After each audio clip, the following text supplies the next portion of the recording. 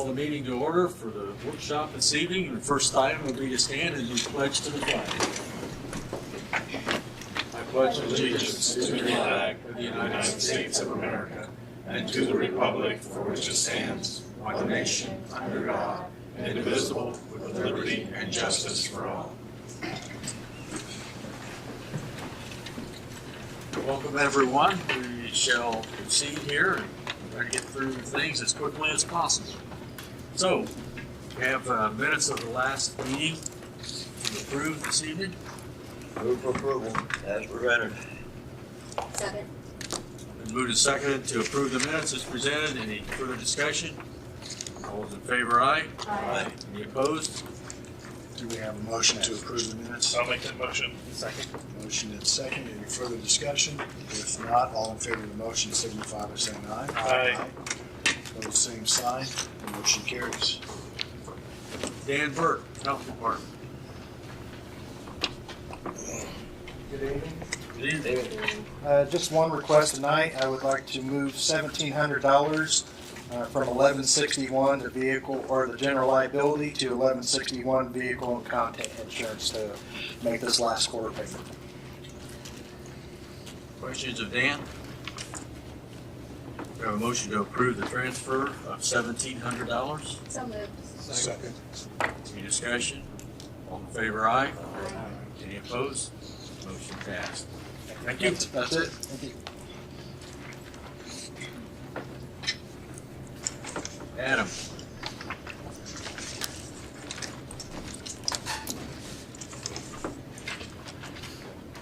Hello, everyone. Thank you very much for including me on your agenda. I know I'm on there twice. I'll start with the transfer request, if that's okay. Okay. So when Corey departed and his unused benefit time was paid out, the impact of that was there wasn't enough money remaining in the line item to pay my salary for the remainder of the year. So yeah, working for free, right? That worked out great. That worked out great. I like volunteers. Step forward. So I am requesting money to be moved within County General from line item 10440 to 10102.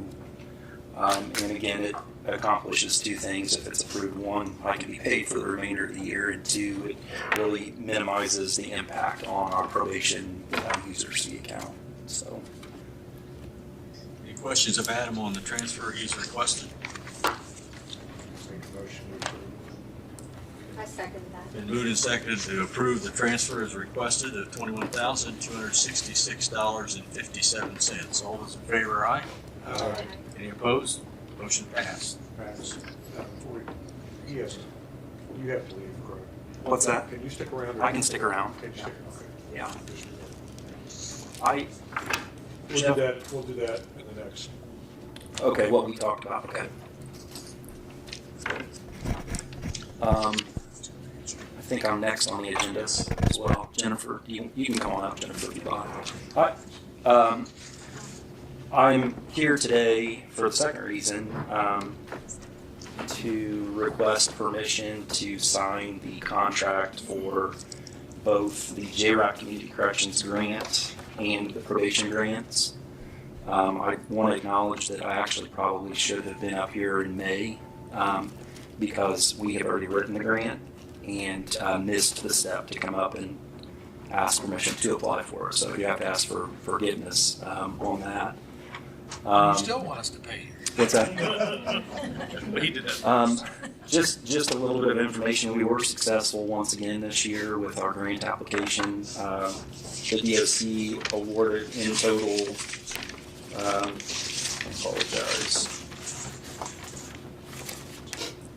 $456,258. The majority of which goes to community corrections.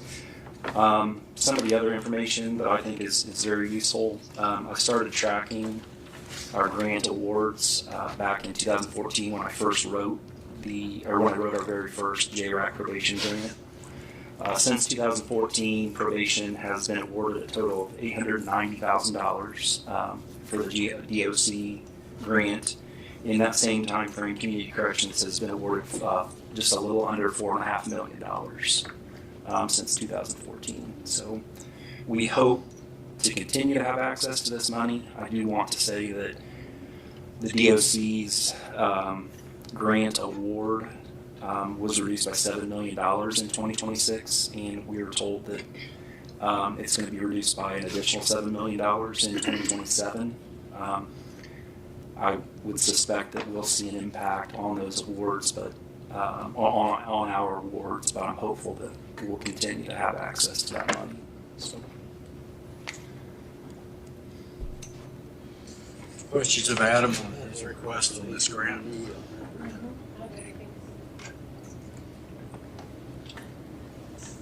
So we have a motion then to approve the process to apply for this grant.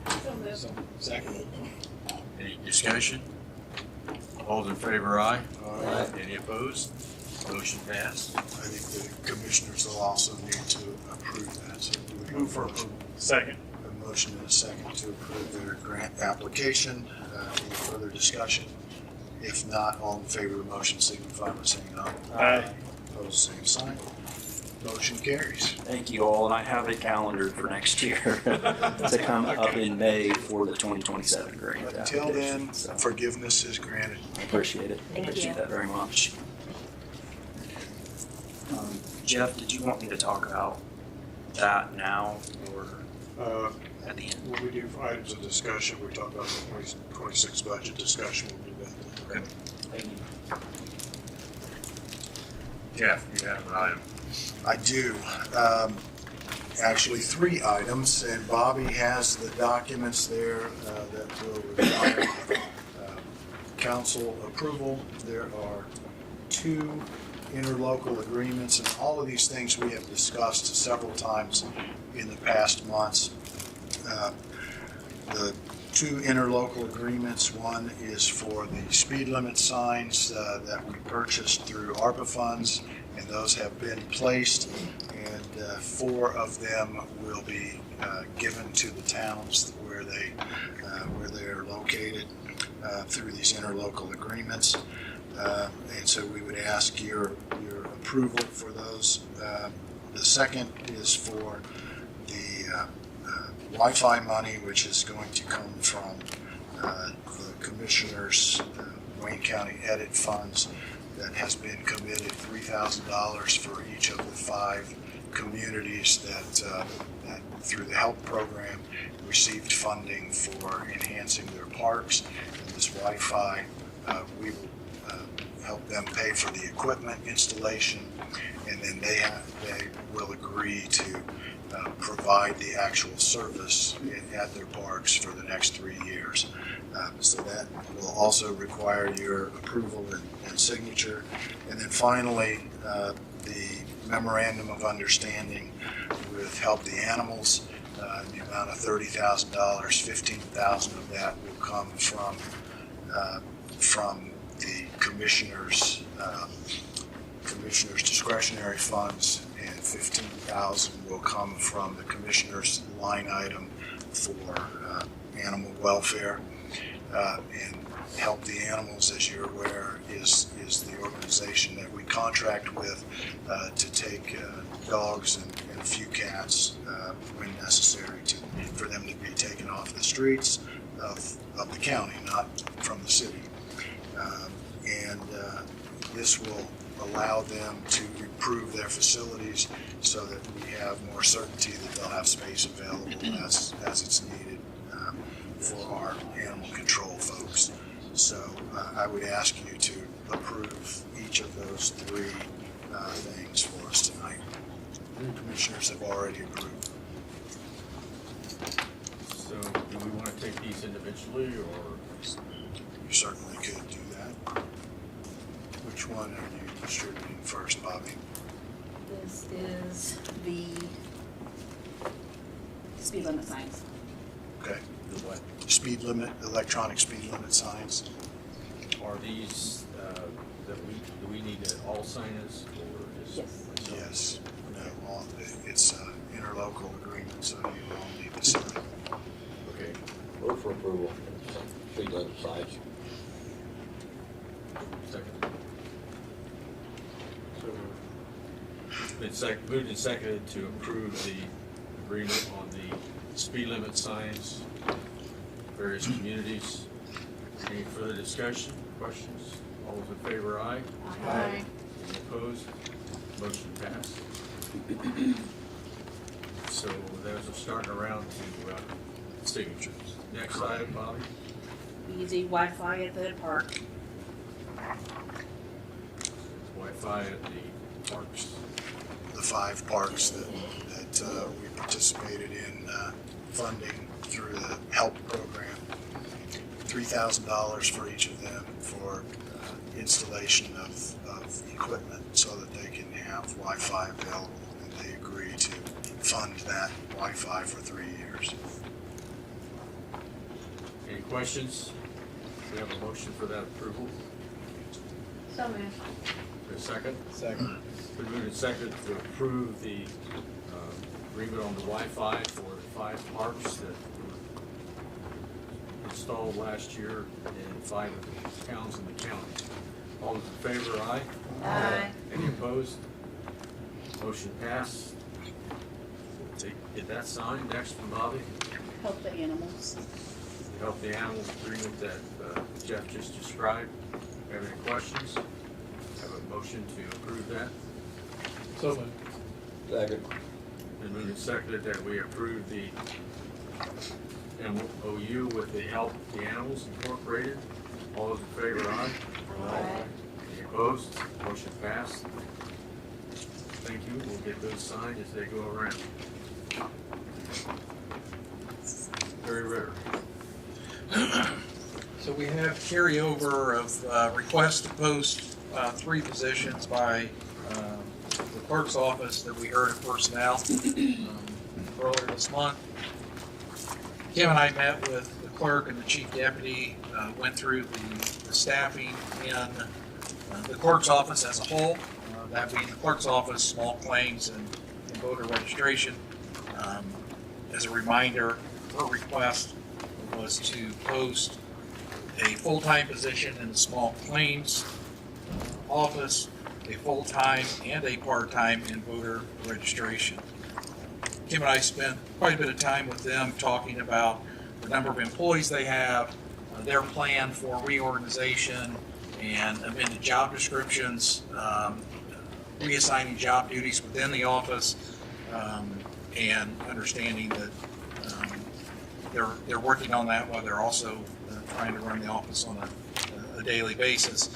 Some of those plans have yet to develop or to be put into place.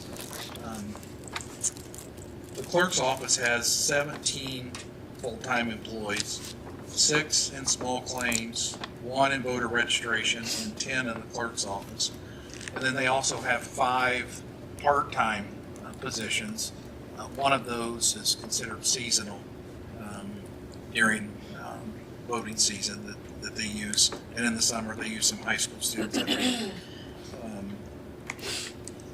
The voter registration office, the 1 full-time and 1 part-time, are positions that would be needed to run the elections and need to be replaced. The position that's open in small claims, those duties are currently being picked up by the other 5 employees in the small claims office. Our original discussion surrounded around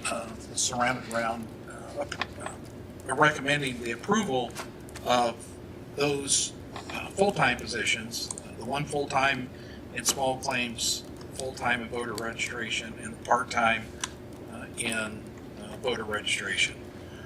In light of the clerk's desire to do a reorganization and change in job descriptions, compounded by the budget discussions that we're having and the open positions that we've been cutting, I think council needs to have further discussion about the small claims position, and Tara's here to answer any questions that you may have tonight for us to take action on any approval of those three positions. Does anyone have any questions of Tara? How long has that position been open? Is that the one that hasn't been filled for a long time? No, that open position is one that'll be cut in the 26 budget. I think, Kim, Yes, in small claims, this one's been open a couple of months at the most, at yes. the most. About 2.5 months, actually, to be exact.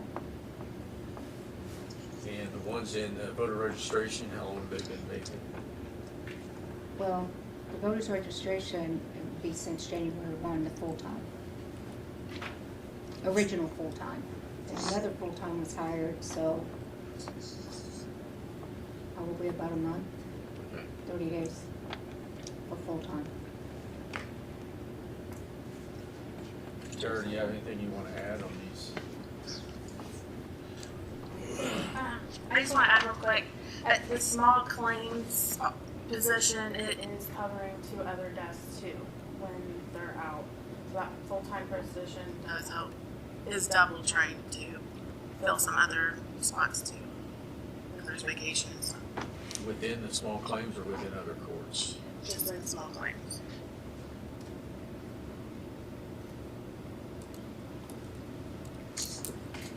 During reorganization, can you switch job descriptions enough to cover that one position with the other 5? Or 6? 6. Organization is just in the clerk's office, not in small claims. It's just in the, we're just reorganizing in the clerk's office, not small claims. But I guess the question is, can 6 do the job where you really give each one or more duties and cover that? I mean, right now, they are double trained in small claims and in the clerk's office to fill in spots when people are off on vacation or sick, or they are double trained.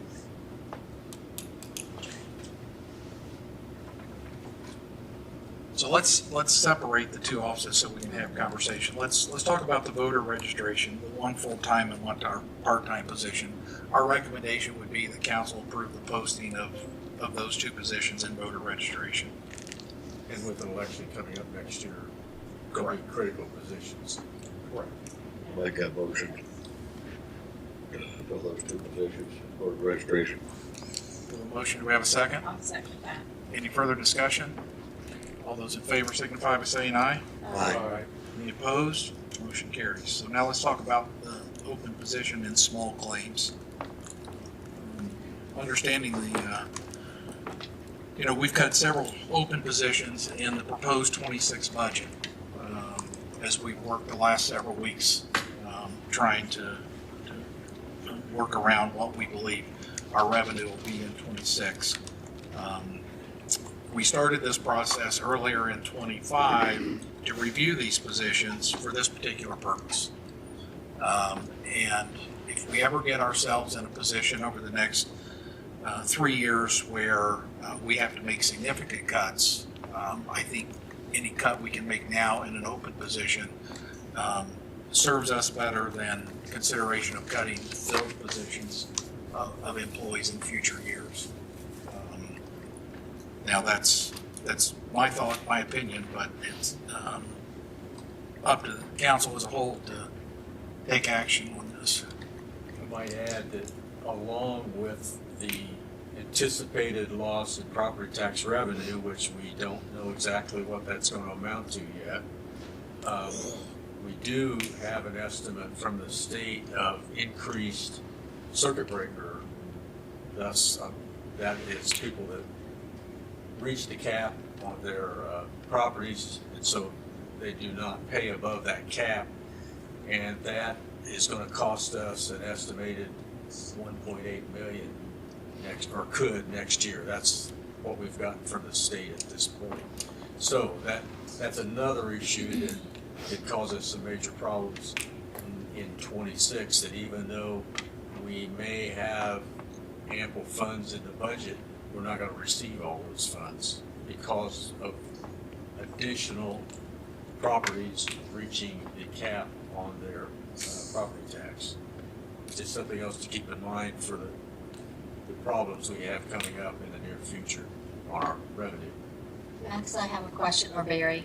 So is small claims one of the courts that wants to go to 40 hours? Would that help? So you have 6 is when it's full, right? And you only have 5 at the moment? Okay. Would that, I thought you had 7. oh, okay. So you have 6 currently and you're down 1. So, okay. But would that help if that And happens? this desk does do the evictions, and they have had 480 evictions filed right now this year, But is that office 40 hours a week? 35.5. 35 and a half. What? 35 and a half, not 37 and a half? So her question is, if the hours were increased, would that make a difference there? It could help. That still doesn't get us, I mean, I hear what the question is, but knowing what you just stated and the problem we're trying to solve, even adding hours to courts, I think, answers that question too, right? So, if we're cutting a position, we shouldn't even be talking about adding hours. Well, Any other discussion? Or I would entertain a motion either way, at council's pleasure.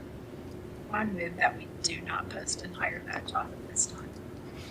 So we have a motion to not Second. post and a second. Any further discussion?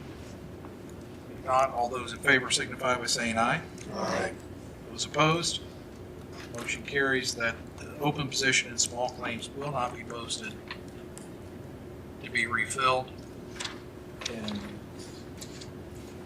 if there are any change in job descriptions, Kim, for covering that desk with the other employees, the clerk's office will be required to work with you Yeah. on any of those changes. Right. Thank you. That's all I have. Okay, thank you. Is there any other action items that we have failed to act on this evening? We got it all. Okay, next on the agenda will be Valerie Schaefer from the EDC to talk about a couple programs that they are wanting to move forward with. And if she has any updates on any other activities, we appreciate knowing that as well. Sure. Good evening. Thank you. Hi, Val. I was unable to provide my usual update at the last budget workshop due to the public hearing was so long. So happy to provide a brief update on the EDC's activities. It was an honor for me today to go up to Muncie to participate in the IVJ's Innovate Indiana series. I was on a panel with 5 other individuals from East Central Indiana to talk about the momentum we have in economic development across the region and the impact that's having in our communities. Also want to share, I don't know if you've heard the news, but Renee Doty, her last day in office was Monday. She has retired from the EDC after nearly 23 years serving the community at the EDC, and she started as a grant writer and was able to secure about $8 million in grants for communities across Wayne County. Later, that position shifted to the Manager of Marketing and Communications, which she served in that role for the last 12 years or so. So if you see her, please wish her well. She did not want a big to-do and open house, so we had a very small luncheon with some board members and close coworkers. We did complete our 2024 audit that was presented to the board last week. There were no findings that were identified in that. I have a few copies if anyone wants some late night reading. Happy to leave a few behind, or you can ask me and I'll send those via email as well. In terms of new investment projects, we did just work with A House Tool and Engineering, as you know. They are finishing their $2.5 million investment where they're planning to create 15 new full-time jobs. They bought a second facility across the street that they've been outfitting, which left room in their existing facility to bring in some new equipment and machinery. Transcendia, Vandor, and Richmond Beverage Solutions, they're continuing to wrap up their 2024 investment projects that combined were a total of $68 million in new investment and 118 new job commitments that they're starting to fill. Liberation Labs, I'm sure you're seeing the large cranes in the air in the Midwest Industrial Park. That construction should wrap up at the end of the year, and they'll begin production in the first quarter of 2026. You'll start to see this fall, they're going to begin advertising for their hourly workers. They have most of their salaried positions already filled. And just as a reminder, that was a $115 million investment project and 45 new jobs.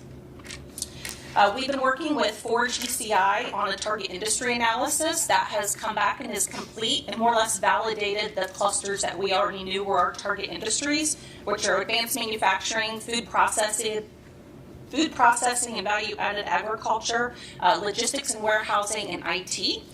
So we'll begin some more targeted campaigns within those industries in 2026, and as Forge ECI is in the process of hiring a new president and CEO, they will then start marketing that to site selectors across the country as well.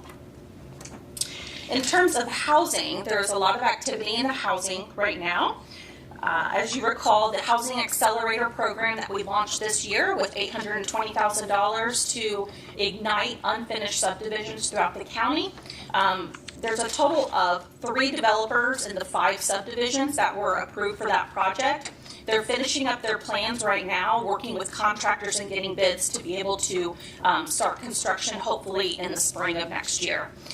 Trademark specifically has 3 projects in Wayne County that they were approved for, and they are starting in Hidden Valley in Richmond, which is roughly 20 lots. And then once they get that out to bid and the infrastructure underway, they will move to Willowbrook in Centerville, which is another 24 lots. And then there's 17 lots in here. So that will be the 3rd subdivision that they'll start working on, but they do already have infrastructure in place for a few lots over there, just north of Cambridge City, that they can sell and start building now.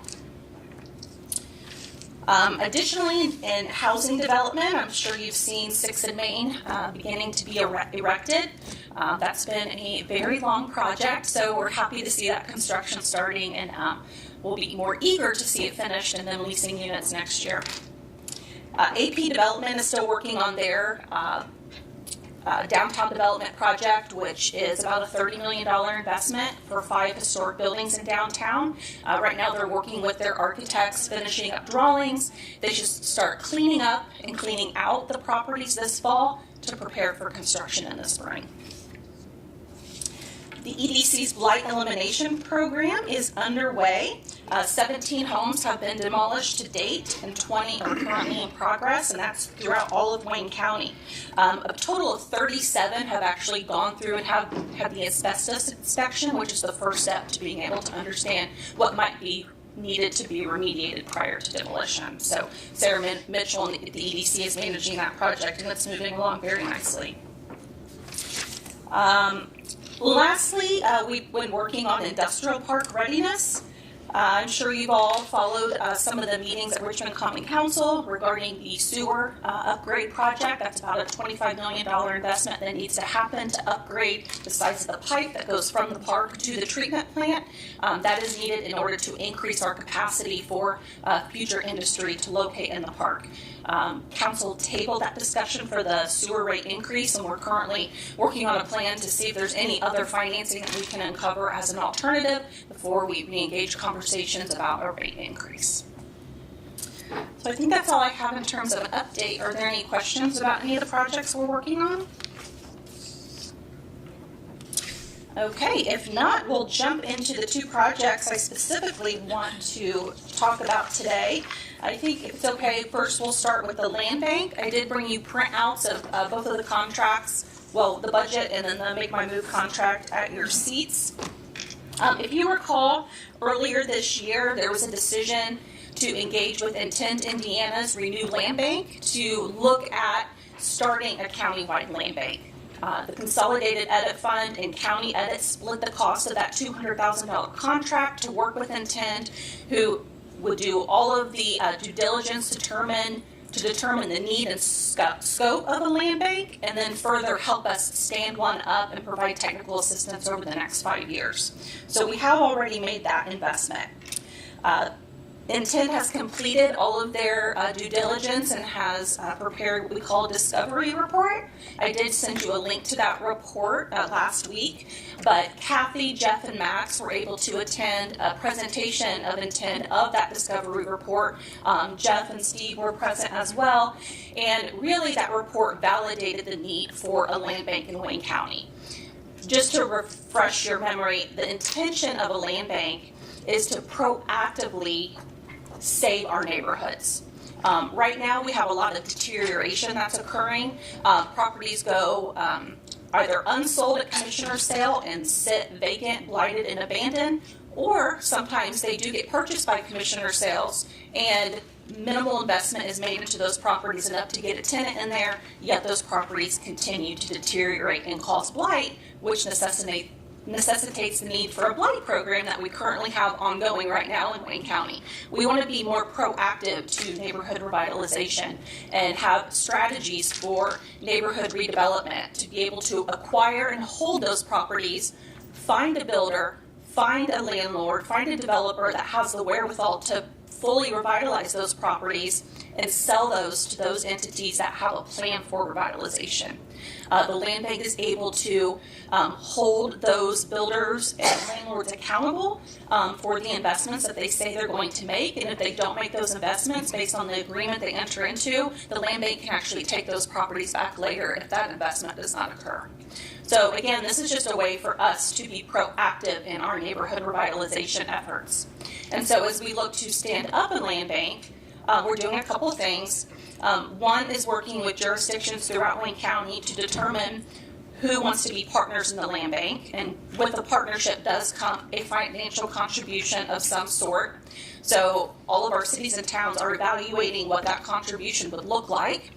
We are asking for a minimum of $5,000 for the smaller communities, and Richmond is considering a $60,000 annual contribution, and we have asked the county to consider an $80,000 contribution. In addition to that, we need some seed funding. So we need funding to be able to hire an individual to start the land bank. We need property acquisition and maintenance funds, and that's what the seed funding will help us do, is build up a budget that will establish and sustain a land bank moving forward. Participating communities will be asked to enter into an interlocal agreement with the land bank, which would outline the services the land bank provides in exchange for the contribution, as well as a board structure. And we would want to have board representation from across the county for those who are participating in this effort. So we are asking, and the EDC board has recommended a $100,000 contribution from the Consolidated Edit Fund to provide that seed funding. Originally, that was proposed to be split between the city and the county, but we feel like because the EDC is the one behind this effort, we want to help alleviate some of the pressures on our local jurisdictions from funding the land bank in its entirety.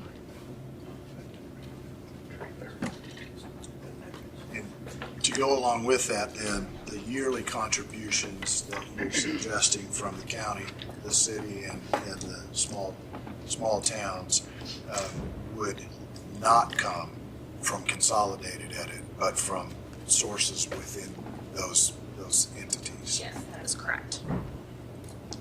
Valerie, so I'm intrigued that the city's even considering putting money in based on what they say they don't have resources to do, right? The other reason I'm intrigued by it is there's already a land bank established that's happening right now. Is there any way just to connect to that current organization that's working in securing buildings? What entity is that? The existing land. I mean, there's a couple organizations that have helped us secure and hold properties over the years. For example, Habitat for Humanity and the Housing Authority have held lots from the Blight Elimination Program from a couple of years ago. Eric Doden's organization is contracted by a local organization that's doing land banking. It's not land banking necessarily. That's a Wayne County trust that is acquiring commercial properties. This land bank, the focus would be residential. So this is a residential. Yeah, this would be residential to start. There could be some opportunities where there is a priority property that the land bank determines is vital for redevelopment, that perhaps the EDC or local jurisdiction engages the land bank and asks their help in securing a commercial property, but the primary goal today would be for residential properties. Is there a way to secure that it's residential only instead of just saying commercial too? Since there's already somebody else doing commercial? That could certainly be determined in the interlocal agreement, but the commercial project that's happening now, right now, is limited to Richmond, and this one's intended to be countywide. That's why I'm more intrigued about your saying that, but Richmond's putting money into something that's supposed to be countywide, right? Right, but the other communities should be putting in funding as well. Yeah. Richmond would just be one of many jurisdictions that we hope will partner. And they will, honestly be the biggest beneficiary because they have the most blighted, vacant, and abandoned properties. But you just said it would be county, not Richmond. Well, countywide. So is, Not just county, but countywide. I have a question. I just want to clarify, and maybe you said it and I didn't catch it. So an individual could, if the property goes to the land bank, an individual could come to the land bank to purchase that, not a developer, but it could be their family as long as they have the plans and the money to do the house. Absolutely. Correct? Okay. Yes, absolutely. Thank you. Yes, the land bank will be a marketing partner, wanting individuals and builders to come forward to redevelop these properties. That is the end goal. Okay. Thank you. Just want to make sure I understand you're saying this is countywide. Didn't you just say that Richmond would probably benefit more from it than what? Based on an existing blight inventory that's just occurred, they by and far have the most blighted, vacant, and abandoned Are they properties. the ones contributing 80,000 and the county doing 60,000? I think it's based on their wherewithal. So Reserve comment on that one. a couple comments if I could. I have some concerns along those lines as well, young Jeff. And both young and old Jeff were at this meeting with intent. But part of the discussion has been, obviously, Richmond is a part of Wayne County. So what is the most logical umbrella organization to get this started? So there has to be some connection to make sure we're moving in the right direction and the funding is in place. But, and so one of the recommendations from intent is that the full-time employee that they're recommending would be a county employee. But a land bank has some powers that the county would not be able to accomplish. So we can buy and sell properties within certain specifications, following state guidelines and statute. A land bank can acquire a property and then sell a property with specific requirements in place that they have to meet certain guidelines, certain completion points in a certain time frame, or the property would go back to the land bank. So ownership would be forfeit, where the county can't do that. So there are some benefits to setting up a land bank in terms of making sure that a particular property is fully developed or redeveloped. So part of this money then will be going to pay an employee. It'll be going to pay an employee. It'll be going to pay for maintenance of the properties that are owned by the land bank until such time as the land bank is fully able to provide that on their own by selling properties that they control. So who's going to be providing the benefits for this employee? That would be the county. If in fact that's the model that we choose. We just turned down a position Understood. to our clerk because of funding that we're gonna be looking at. Understood. And that's why this is a conversation, not a direct proposal. So we want to get everybody involved in the discussion. Is this something that we want to pursue? Is it something we are able and willing to fund with that goal in mind that the land bank will improve the residential properties in neighborhoods across the county? I have a question. Is the land bank going to purchase off our tax rolls the things we can't sell? Are they going to buy them from the county? That would be up for discussion, but more likely they would request that they be given to them. I'm sure they would. I was gonna say, that's what I remember from the meeting. Yeah. But the land bank would pay your recording fees and legal fees as part of that. What the, Transfer. the tax bill that's attached to those properties would just be wiped, As not be paid As back. it is now in all commissioner sales, the liens are So, wiped out. I want to get this correct. If we agree to these sum of money, we're paying an employee to an organization that's going to be taking property from us, which is no longer going to be able to be taxable, which we could have generated taxes from for our county budget. You see where I'm going with this? They would only be not taxable for a short period of time while we're finding a They would buyer. actually put them And then they would go on. back on the tax rolls when they're sold and redeveloped. It would be putting them back on, If because they that can- right now, if they can we're get not someone to getting anything. purchase. Sure, and that's the intention right now, is that we put these properties, redevelop the properties and put them back on the tax rolls. We wouldn't be redeveloping, but a We would. developer or Yes. an purchaser of a Correct. property would be redeveloped. Correct. Yeah, I have then a the question. tax would be more than it was before it went to the tax sale, most likely.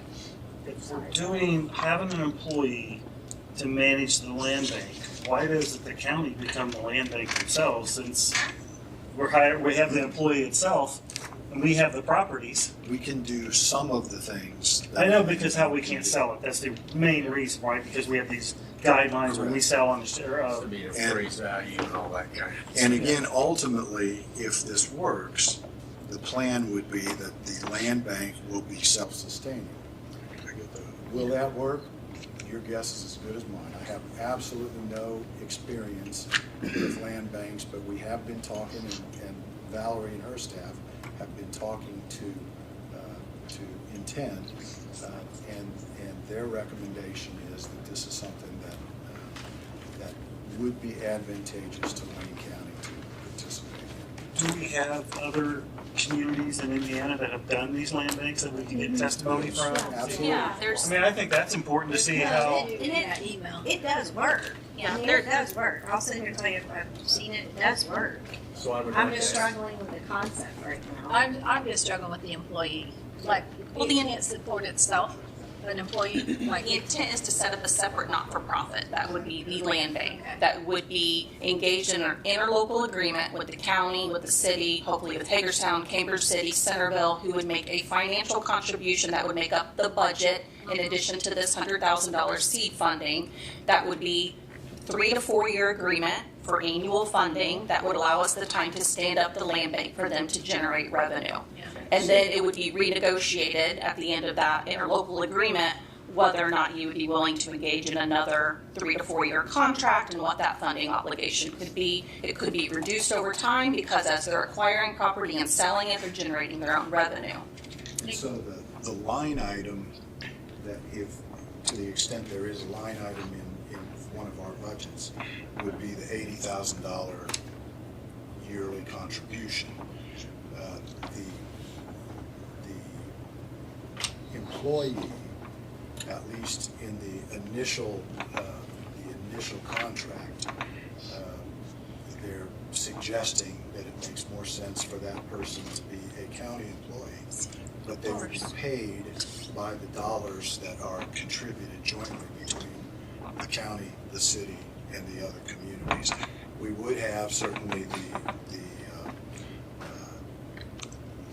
health insurance would be paid, but we still have with every employee, since we're self-insured, we have that liability of if this person becomes, very ill, there would be that additional cost. And there's additional cost for the benefit package as well. Again, the benefits, the intention would be that all of those costs would be paid by these contributions. So could the land bank, the nonprofit, hire the person themselves on a contract basis until it gets off the ground? They certainly could. They just probably wouldn't be able to offer benefits to one Yeah. employee. That's the challenge, is trying to attract someone full-time without benefits. So what we're describing here is what Inten has recommended. It's not necessarily where we'll end up, but we need to start the conversation somewhere. It seemed like the most logical place is the recommendation from our consultant. I think we need to have a long conversation about this. And again, I'm not disagreeing. We got to start the conversation somewhere. And that's what tonight is designed. Henry, what is your timeline? I mean, has there been, there's no commitments yet. We're just, when we look at these numbers that you gave us, those are just hopeful right now, right? Okay, okay. The city of Richmond has said that the $60,000 contribution is in their 2026 budget. And we know that's not been finalized or approved yet, but it's been proposed. The other communities this month at their town council meetings are having those discussions. So what have you found in talking with other communities that have implemented this as to the success of it, how it worked, what'd you find? So across Indiana, the counties that currently have land banks are Marion, Johnson, Hamilton, Shelby, Marshall, St. Joe, Elkhart, Kosciuszko, and Delaware. Evansville has also recently stood up a land bank, and we've been participating in these quarterly land bank network meetings with other communities, and they are having great success in this effort. They've been able to hire, Evansville particularly has really been able to hire a staff that's being very intentional in neighborhood revitalization efforts. They have targeted areas in which they're working and revitalization plans that they're working collaboratively with on the city to make happen. So I think the depth and breadth of the land bank really depends on a community's desire to have redevelopment plans, to maybe put forth later some additional funding for acquisition when those neighborhood plans are developed to help accelerate that. I use a good example. We haven't really announced this project yet, but Inten, Indiana is also a partner of ours in the Vale Neighborhood Project. Because the Housing Authority and Habitat for Humanity have held on to 22 lots for several years, they've acted as a land bank on behalf of the community. And so Inten has been able to come in and put together a redevelopment plan to build 22 new homes on those lots. And there are several funding mechanisms at play. We're waiting to see if ready funding would be awarded for the LEI Blight funds. They've applied for federal home loan programs. We've been working with the Wayne County Foundation on an impact investing loan. So we're trying to put together different financing structure in place so that they can redevelop and build new homes on these lots. So that is an example of what we can accomplish if we have a mechanism to hold properties while we find a developer to redevelop our neighborhoods. I think some of the measurement of how successful we will be with this is how does the housing market take shape in Wayne County as we go through all the investment that is currently in the pipeline. And if the housing market takes off, this could be something that really adds to that in terms of redevelopment of existing homes that are at this point flagging. Yeah, I have a question. Are you recommending, if this happens, that the $80,000 Wayne County contribution comes from County Medic? That would be the most logical place, in my opinion, as to where it would come from. So I just stay out of our budget. Oh, I'm not thinking general fund at all. Okay, that's where I was. No, I would think if we do this, it's an economic development investment, and it should come from County Edit. Now, having said that, remember that at least the way things currently stand, edit will go away at Right. the end of 2027. That's a huge So concern of it would mine, only so. be a 2-year commitment of edit funds at the most, because it'll be gone after that, so.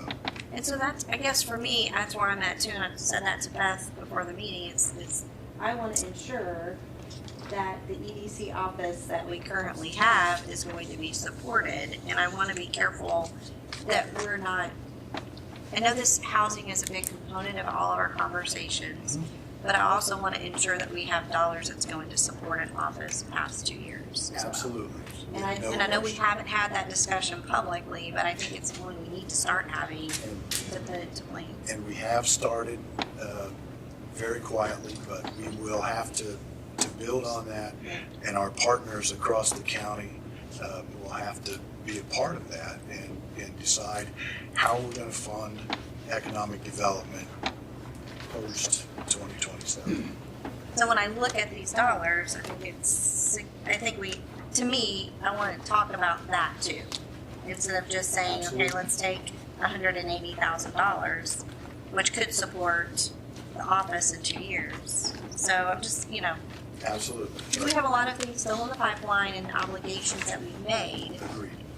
But As well. remember that the EDC board is recommending the $100,000 commitment from the consolidated edit fund, and they certainly are aware of the situation with edit. We talked a little bit about that at our countywide meeting where we had folks in from AIM and from AIC and so on to talk about the changes to tax legislation. So the conversation has at least initially begun, but it needs to get more intense in the near future.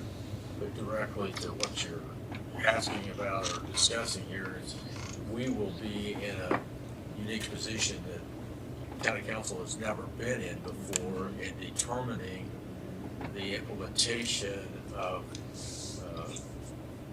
local income taxes that can be used to replace taxes that go away. So, for other entities, taxing units within the county. So we're going to be an integral part of what happens for the financing and the funding of basically all the local governments, maybe not so much Richmond, but the rest of the local entities within the county. So we will be probably the center of that discussion. That's something we've not been a part of in the past, and we've got a lot to learn and a lot to undertake to get into that. So, within 3 years, small towns that don't have at least 500 people are going to be dissolved, aren't they? And they'll be absorbed into the county? Not that I have heard. You haven't heard that? That's I have because not. the people in East Germantown are I've never crying heard about that. Well, Okay, That I'm is- just checking. that Maybe is- somebody's going to propose that, but I don't. Could be, but that's not been adopted by the legislature certainly at this point. If I could add one thing in talking about this, if we do it, I think we want to make sure that we have enough money that we pay the person a decent wage because we want them to succeed. We don't want to make their job so cheap nobody will take it, or they don't do a good job, or they don't have the wherewithal to do a good job. We want to pay enough that we get a good person and make it successful and worth the trouble because we need it. So Another question, Val, and you're exploring or talking with other communities. How quickly, if possible, did they become self-sufficient in the operating expenses? I would have to ask that question. I'm not sure.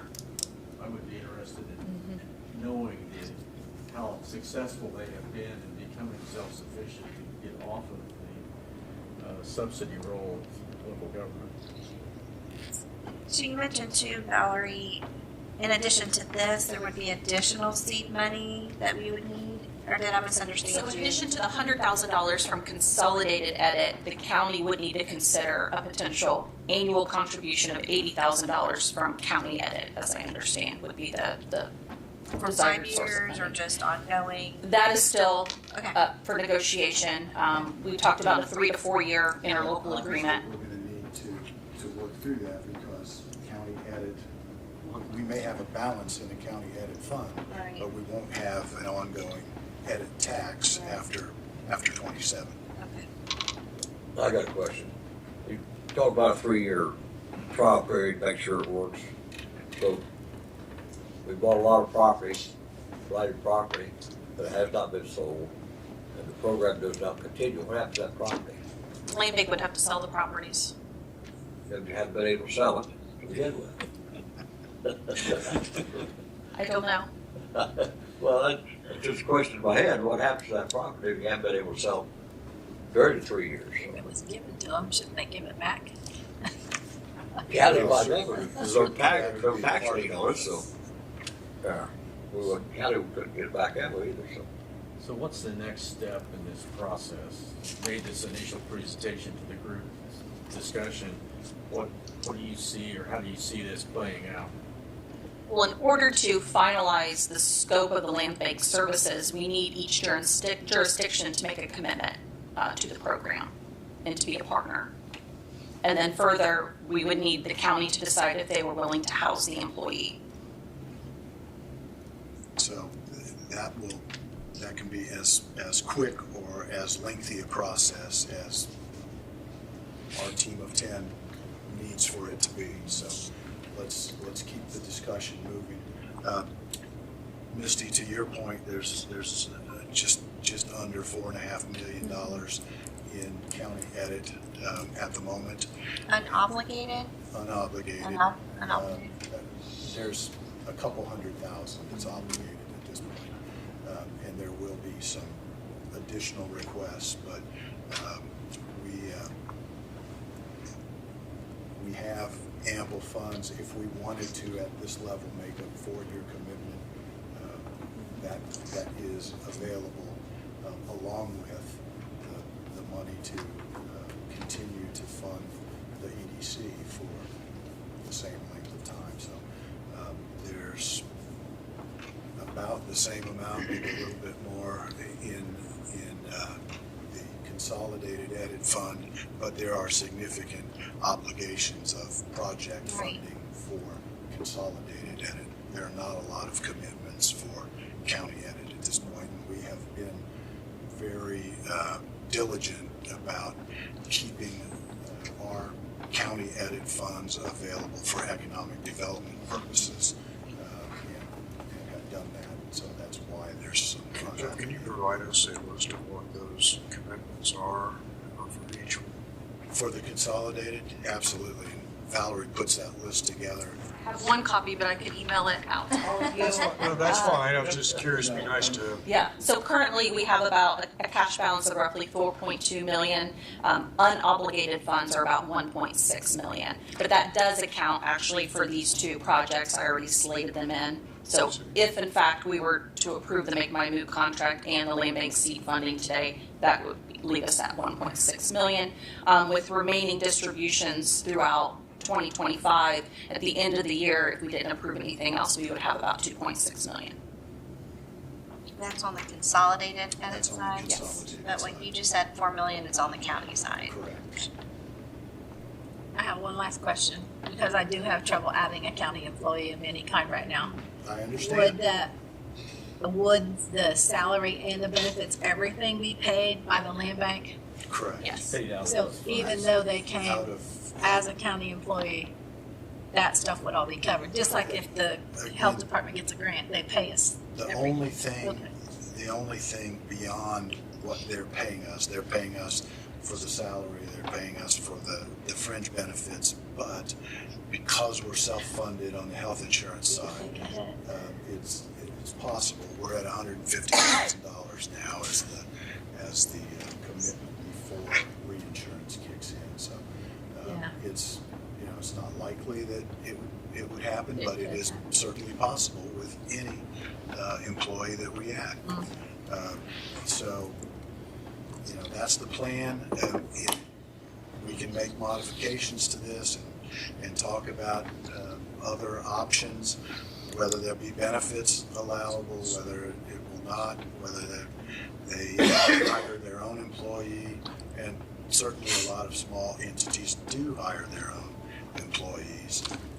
But I think it would be more difficult to recruit somebody if there was some uncertainty about what the benefit package would be. But it is possible. So all of those things we need to work through. I think Valerie probably would prefer that we make a decision sooner than later, but from my perspective, we need to talk through all these things and make sure that we want to go with this. We have an available funding stream, but that doesn't mean you have to spend it. We can't spend it on everything. We've got some limitations, as you are well aware. Valerie, any closing comments before we move on to Make My Move? I would just maybe like to suggest a small working group to meet again with the EDC and our partners at Intend, so we can kind of talk about if other models exist, answer questions about self-sufficiency of the land bank based on other land banks across Indiana, and just kind of flesh this out more. And remember that some of the groups that she mentioned that have land banks go back 20 or 30 years. And so that what they've been able to accomplish may look very different from what a startup group is going to be engaged in Wayne County. So, you can't really compare the housing market in Hamilton County, for example, to the housing market in Wayne County. So, if you have interest in serving on that group, please make that known to us in the next couple of days, and we'll continue the conversation.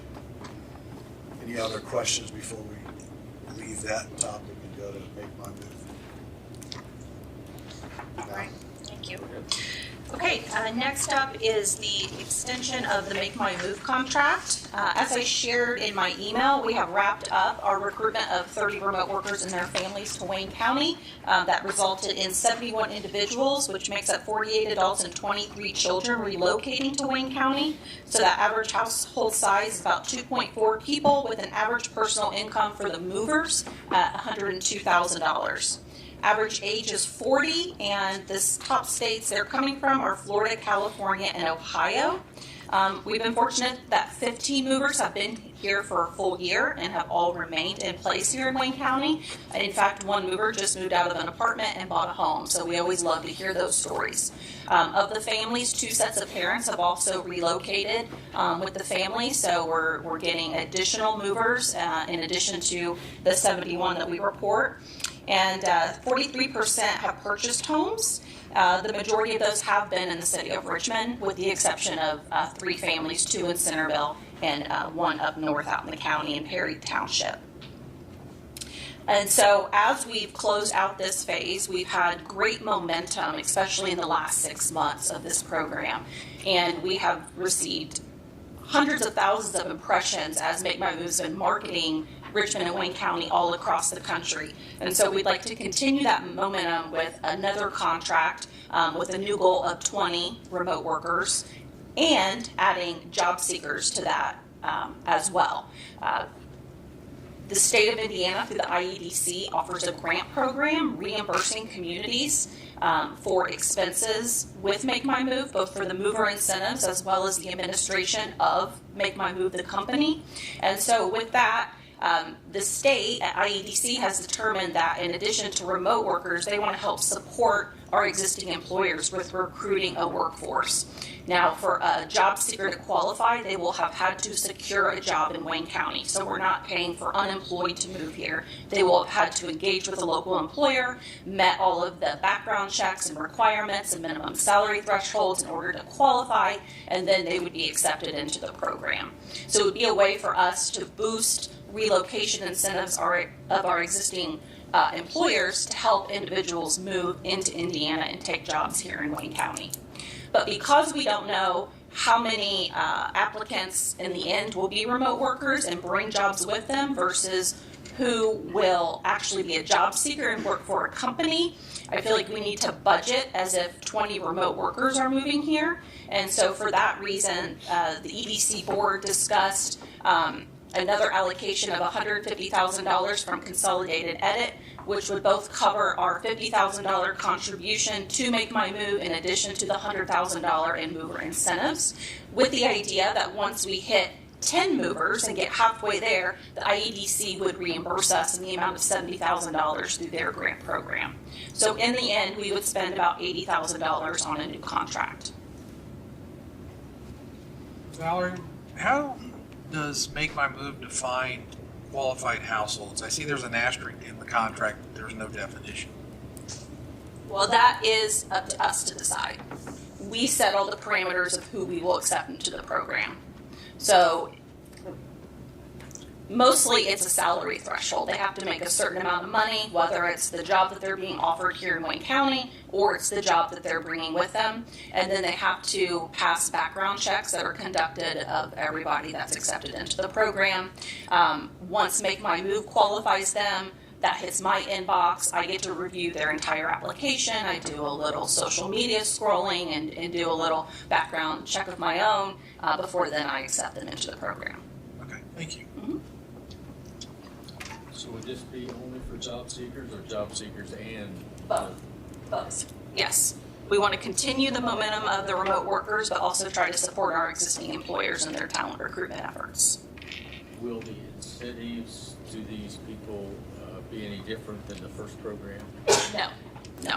They will be eligible for half of the installment of $2,500 upon providing proof of an address. That's either a signed lease or a purchase agreement of a home. And then once they've stayed for a year, they verify that they still live here, and then we provide the second installment. The original contract was through the city of Richmond, I believe. Yes. And then this proposal is that it would be the EDC entering into the contract. Yes, we've been solely managing the program for over a year now.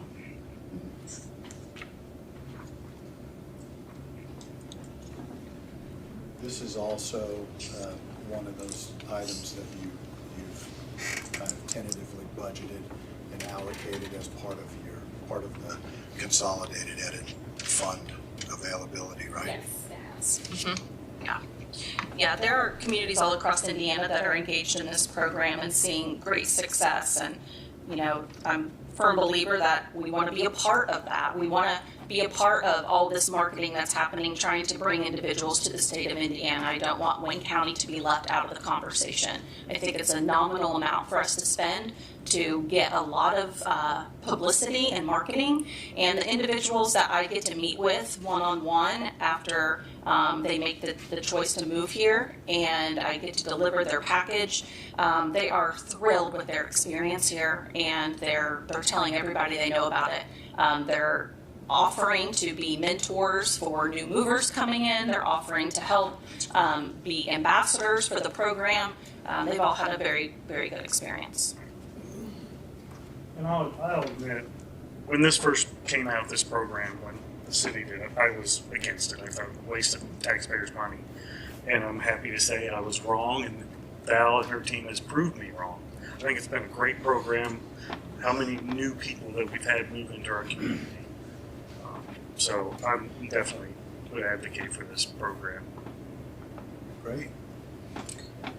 So there's no additional money requested other than the $150,000 from the Consolidated Edit? That's correct, yes. And that takes care of the full time span of the program? Yes. And ultimately, if it's successful, we reach our goals and we're reimbursed by the state.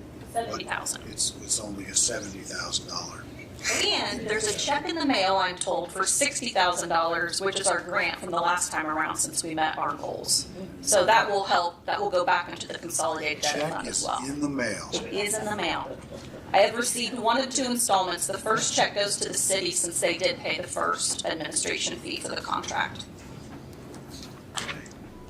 So has this been, I assume your board's approved the? Yes, they have. Yes, they have recommended approval. We have not approved it yet. Right. We want to have this conversation with you all as approving the funding. But I'll make the motion that we approve it. I'll second it. And we have a second. So we have a motion and a second. Any further discussion? If not, all those in favor of approving the Make My Move contract signify by saying aye. Aye. Opposed, same sign. Motion carries. So I take that's a recommendation for the commissioners. That's to a the council. recommendation. That's a recommendation. And as you put money together for the budget and approve appropriation from Consolidated Edit, is there a timeline on this?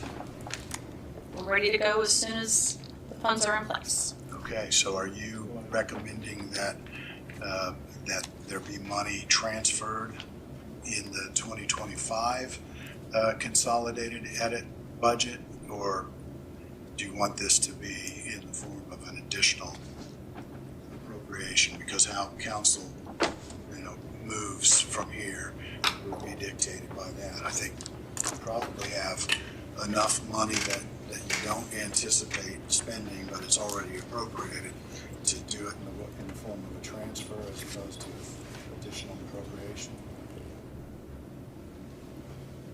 The only line item that I think we have sufficient funds to do a transfer is from the Housing Accelerator Program currently. I think we're safe to transfer it from there for now, since we are probably into the spring when construction will start. Okay, so it could be transferred as long as it's reappropriated for next year. Yes. So, back to you, Max. Thank you. You're welcome. Thank you, Vice Valerie. Mayor, Thank they you. discussed, are we interested in pursuing this now, later, or what's our desire? But do we need to? I guess I was confused. It would have to be a It transfer, still has to be a transfer from us? because right now it's appropriated to the Housing Accelerator. Okay. So you'd have to transfer it to Make My Move. I think the first decision is, do we want to do this or not?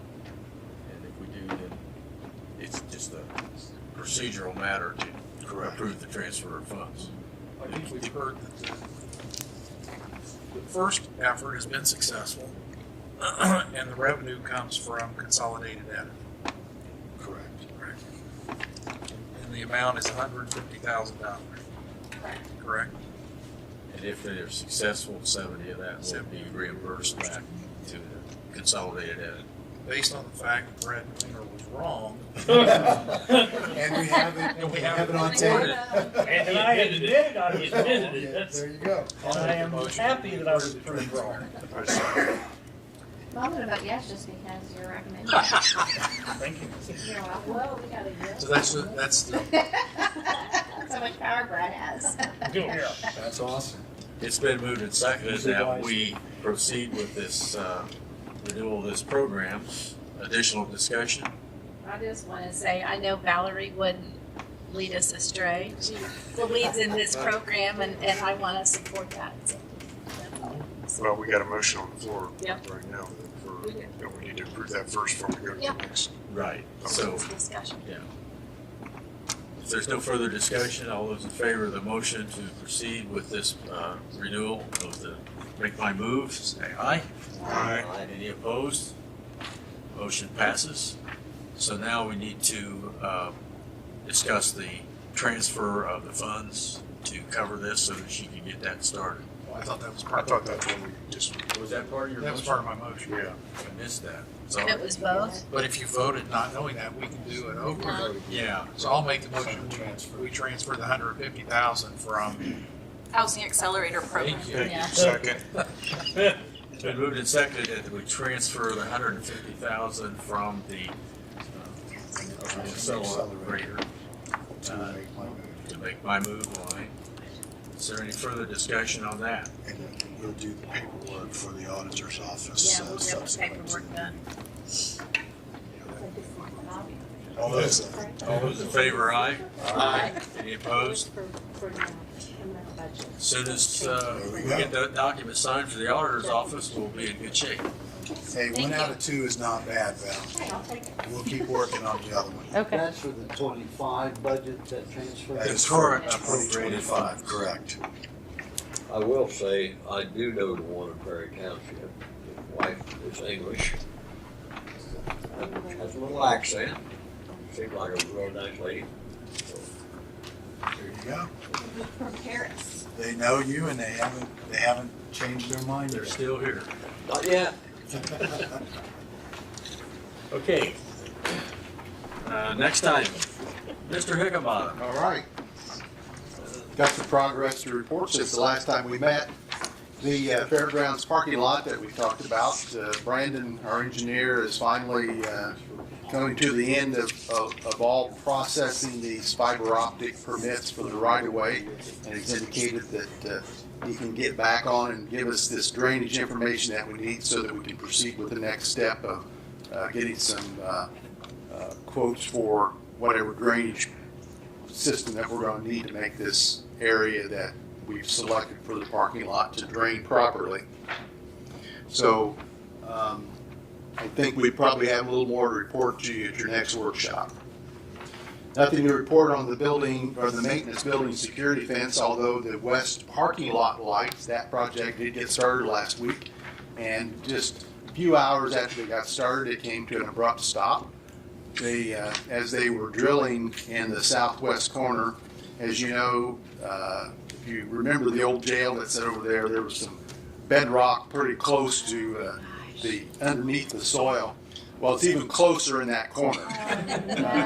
They got down about 18 inches, and the digger just wouldn't go any further. So they had to recalculate the way they were going to mount the meter base and the panel box, and they negotiated with RP&L, so RP&L was going to drop us a line to our first light pole that's in the south lot there. So rather than having a meter base pedestal, it would be mounted on one of our light poles. So we'll go overhead and avoid the bedrock that's down there. The courthouse front entrance, if you've had a look at that, most of the concrete work has finished. They've got the handicap ramp in, they've got the handicap curb cut in, so the front entrance is completely usable now. The next step over there will be to install the final security bollards that we picked out, the security fence that will go around the transformers on the north end of the courthouse, and parking lot lights. They've also started the sidewalk that's on this side that will go from the north entrance of the annex over to the city sidewalk. So progress since the last time you've seen that one. The Proxguard lock system, also that is ramped up pretty quickly. We have had the Prox readers in, all the wiring is in, so next week they will be here to actually put the lock system in. So I've had conversation with the Sheriff's Department and Human Resources, and we're going to gear up pretty rapidly to get the Prox cards issued to activate the locks. And we got the logistics quite worked out. I'll be back with the sheriff tomorrow, but you will be asked to get your picture taken probably at your meeting in the first meeting in October. So get your identification and Prox cards listed. And I don't think that'll show up any place on the FBI most wanted list, but we'll see.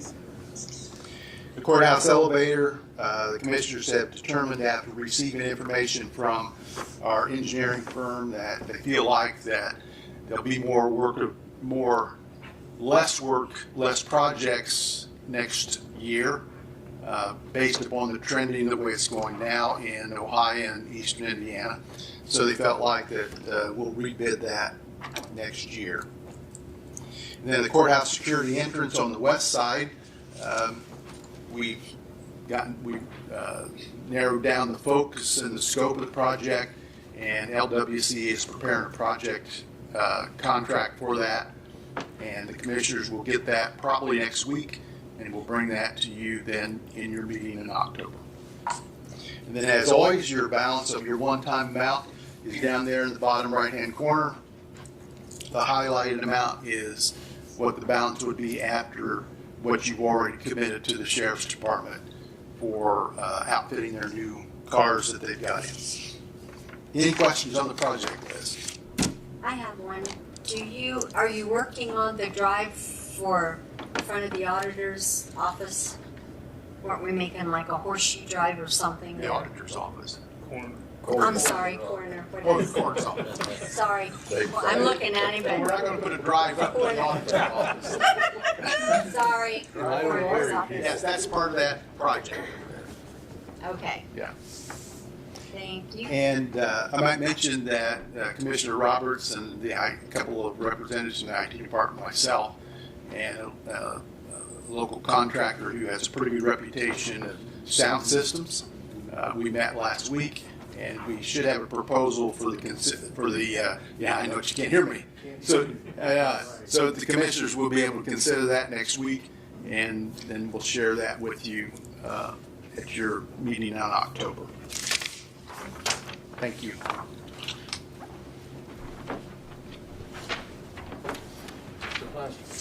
Nothing further to report, sir. Wow. That keeps happening. I'm scared. How about a standing O, young Jeff?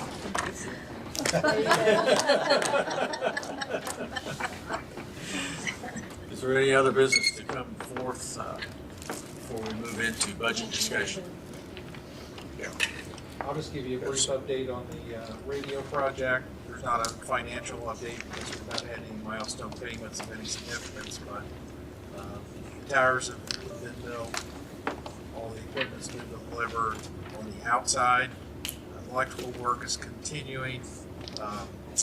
Tower crew is here this week and next week, and will be hanging infrastructure on the towers. And the week of the 22nd, Motorola will be delivering all of their products to County Highway for the Motorola vendor to come in and start installing the radio equipment. There's been a couple of additional expenditures identified in the project that I believe the contingency and Matthew's 2025 budget will probably take care of, so we're looking pretty good there. And I'll have a financial report for you at our meeting next month. Any questions, Barry? Jeff, do you have anything to update briefly on the library? Just the email that I shared with all of you. We're waiting on the meeting in October. That's all I've heard from them. And they're supposed to get back with me on the date. Okay. Pardon? Can we comment on that? Yes. The email that you shared, I have concerns with that. At the public hearing, we were very explicit in working with the library board to explore alternatives to their funding proposal. And we attempted that. Meeting was canceled. And what I'm reading in that email is that they want to have another public hearing that we all attend and not specifically work jointly on an alternative. Did I understand that correctly? I would say you pretty much read that the way I did. That really concerns me from the county's perspective, that the library does not appear to be pursuing a resolution with an alternative that doesn't carry such a significant financial impact. Plus, there was a meeting between Max and myself with them at the library prior to setting a date for a meeting that we were going to have.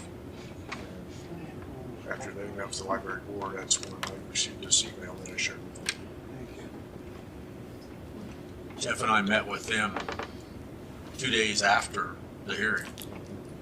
Contacted them on Thursday, set the meeting and met with them on Friday, so we have done everything that we can from our standpoint of communicating, cooperating, whatever, and they have taken the route that you saw in that message. But they want commissioners and council to attend that meeting. But we will not be the focus of the meeting. The the way they described it, they would look for the library board to be receiving the comments, and that they would like for us to be there to listen, but not, it would not be our meeting. Is that right, Jeff? That is correct. I think there's a lot of misconception with their patrons that they feel like if we don't approve this bond, they're just gonna close the library. And that's not what we've been told. They gotta move anyway. And I would think that have in mind where they're gonna move, they're gonna have to move, even if we approve them. And so I think there's just a lot of misconceptions out there, and maybe that's the way they're presenting it to their patrons. That library's gonna close. That's not the fact. The library needs to get that across to the taxpaying public and answer a lot of those kind of questions that really have not been answered here. And we had hoped in our discussion at that hearing that this committee, which would involve some key stakeholders in the community as well as the city and our officials and some county, that look at alternatives, but that's not the direction that they have decided to take.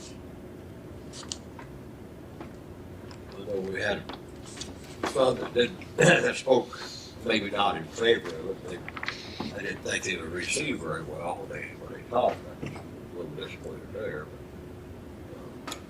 We were very clear at that meeting that of what we saw, it was not our responsibility to find a solution to their issues. It was their responsibility, that we were there to assist or to discuss, but they needed to look at alternatives and come with a solution that they would like to have and implement. And their choice as the board has been have another public meeting and come back in November to request our approval for the bond issue. I think we did a very good job of putting our position on the table that day. We didn't hold back. They understood you were speaking for all of us, right? I think so. Okay, I just want to make sure that that's clear, that Yeah. y'all were speaking for all of us. So do you have the sense that this next meeting they're talking about would be to look at alternatives? Or is this? I honestly can't answer that. You can only speculate. Yeah, what I read, it doesn't read that. That was I think they the purpose of the meeting. They want their people to demonstrate that we should approve that bond, as they did the evening we had the hearing here. I think they, and again, I'm not speaking for them, I want to make that clear. I think that there's a possibility that they're wanting to have this meeting so they can address other issues that may not have been brought up in the meeting we had here. But the purpose of inviting all of us, I appreciate that fact. But are we going to be covering the same facts that were covered in the first initial meeting when they came before council? Right. So are we going to? We don't know the answer. Yeah, I mean, so. It's their meeting that they're planning. That is correct. It's not our meeting. They have invited us to attend, but it's their meeting, organized the way they want to have it. So we made some suggestions at that first original meeting of some stakeholders that they could possibly invite, also Congressman, common council, reach out to them. And the second email that I responded back with suggestions from Max of some other stakeholders that possibly could be invited to be at the meeting and speak about it. But right now, we're in standby mode until they have a location. I believe it is. They haven't chosen a location yet. I'm not aware. And once I get that email, I'll forward it to everyone. The library director has been on vacation. She should be back now or whatever. So we might hear something soon, but there's kind of been a lull on things because she was out of the state. So Max, do you think once we all go to that meeting and have that hearing and whatever, that then at our next meeting, that will be brought up? Is that, or we're waiting for them to come back and say, put us on the agenda? Yes. Okay. They have said that their timeline that they kind of said was have the meeting in October, come back to us in November. But there's been no official request to be placed on the agenda at any given time for the discussion to act on our table action.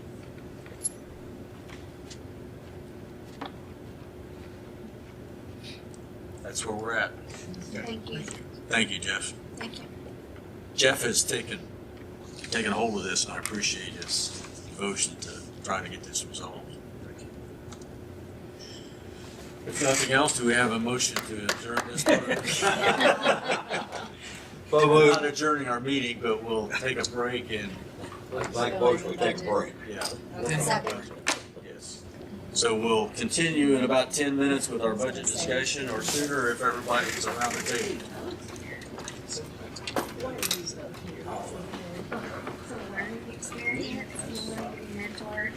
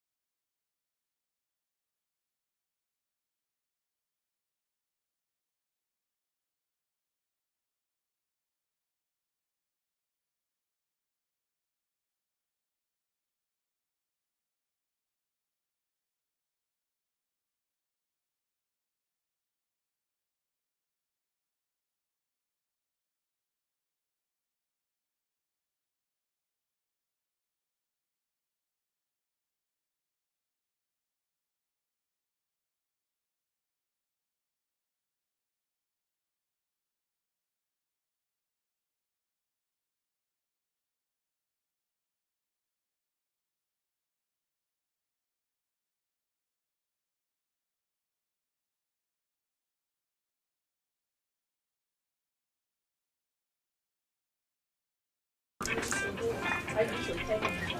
Well, But, okay, first of all, this is gonna be but I'm gonna let Adam get out of here. So let's talk about court services. I think you make him stay here and break him in right. He's getting paid now. Yeah, we gotta get it. Yeah, that's- You get overtime. What's hourly rates going? I've been in touch with Mr. Kappa a couple times over the last 2 weeks or so, just providing some information, and I have a few updates. Also can answer any questions that you all have. One of the updates is specific to Fund 4902, which is the 40 court fund. It was brought to my attention that the cash balance of that, I know I sent an email out to council, but I have yet another update. So the cash balance was getting low on that particular fund because of how delayed the state was in reimbursing. We just, I think it was a week and a half to 2 weeks ago, just got reimbursed for a claim that was submitted in May, and then June's claim should be hitting this week. Check is in the mail, is what I'm told. So we're still about 3 months behind. I do have some confidence that that fund will remain out of the red, but I don't have any control over how quickly the state gets those reimbursements. So it'll stay in the green for the rest of this year, is what I'm you're saying? hoping. It's not quite, there's not quite enough in there for the entire year, but we've only been paid through June. So I would expect that at least a few more payments would hit this year, which again would keep that fund in the green.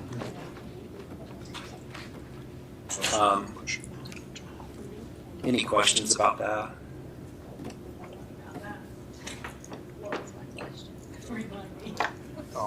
You were inquiring about the overtime for the courts going up in the 2020s. Yeah. 40-hour week. Yeah, so, I mean, we're leaning towards if we do go to the 40-hour work week for the courts, that we reduce their overtime line that they had increased back. I They did. not only Go ahead. left it the same, but they raised it. Even though they're gonna be, so our concern is they're gonna be working more hours, why is the overtime going up as well? I think what they're preparing for, and I've talked to the judges about this, if jury trials, for instance, go past the normal workday 4:30, the entire staff has to stay there. They don't have a choice. They have to, if the jury is deliberating.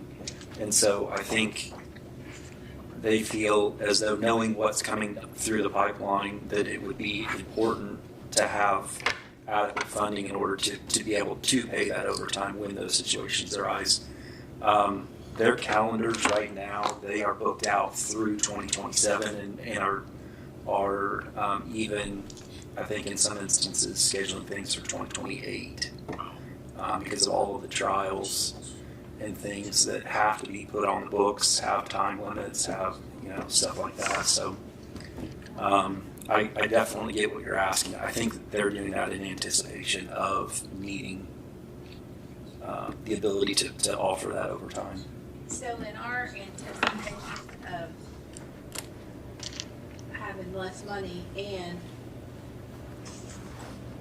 we are cushioning our one-time money to offset some of that, hopefully. I mean, the state will make us knock it back down, but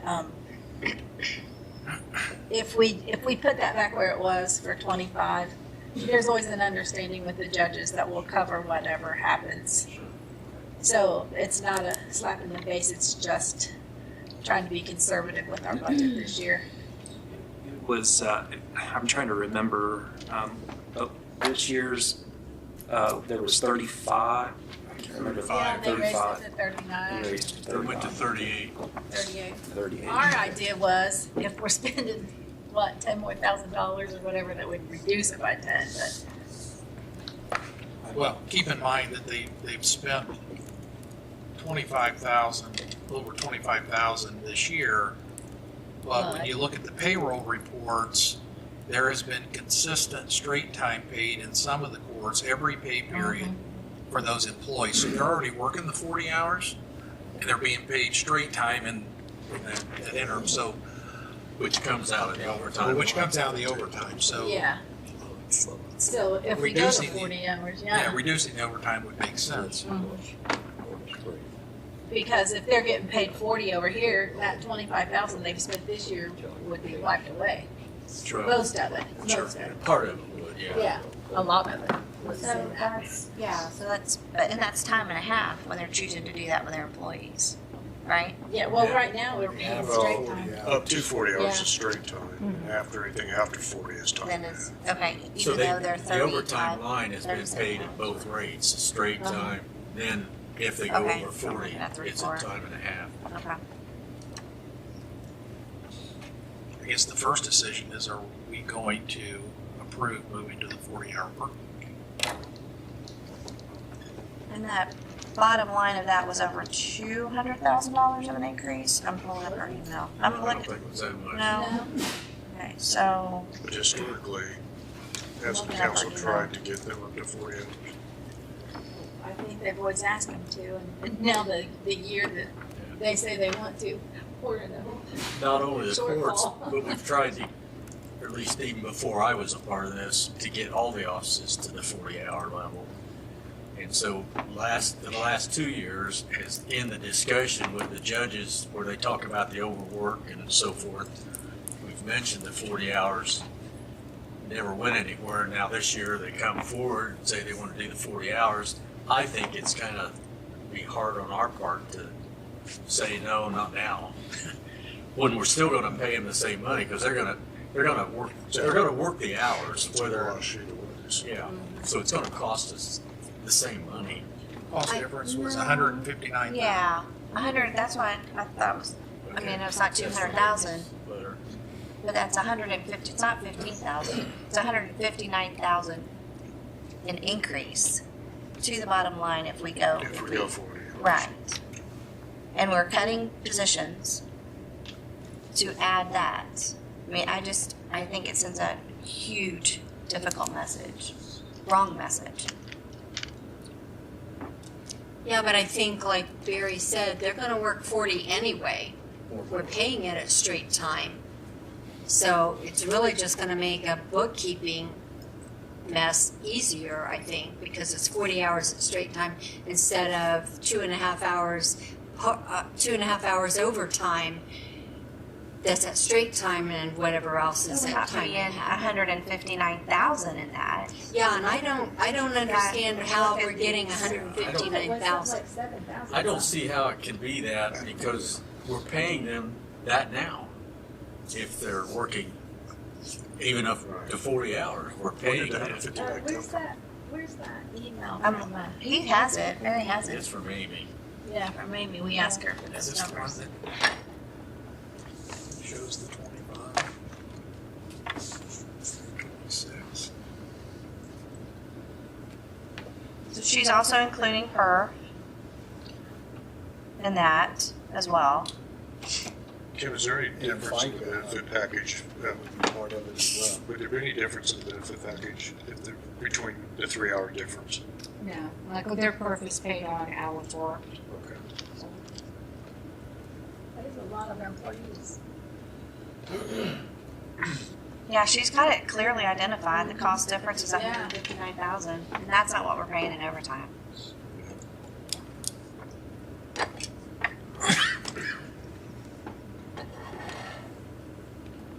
So Kim, you said when they do work the 2.5 hours overtime, that's at straight time, there's more money to perf. There's still your FICA, perf, et cetera. Just doesn't affect their, like, health insurance.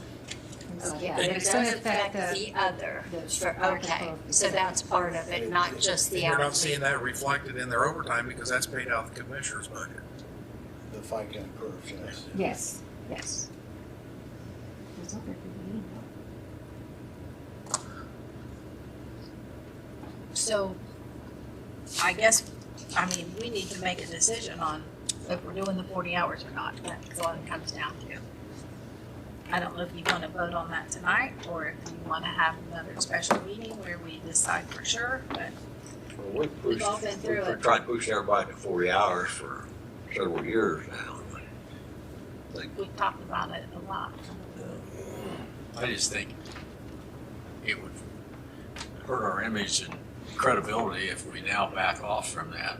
It's gonna hurt your image and credibility if you don't, because you're telling people to cut the budget, or saying we're gonna cut, and now we're gonna add this.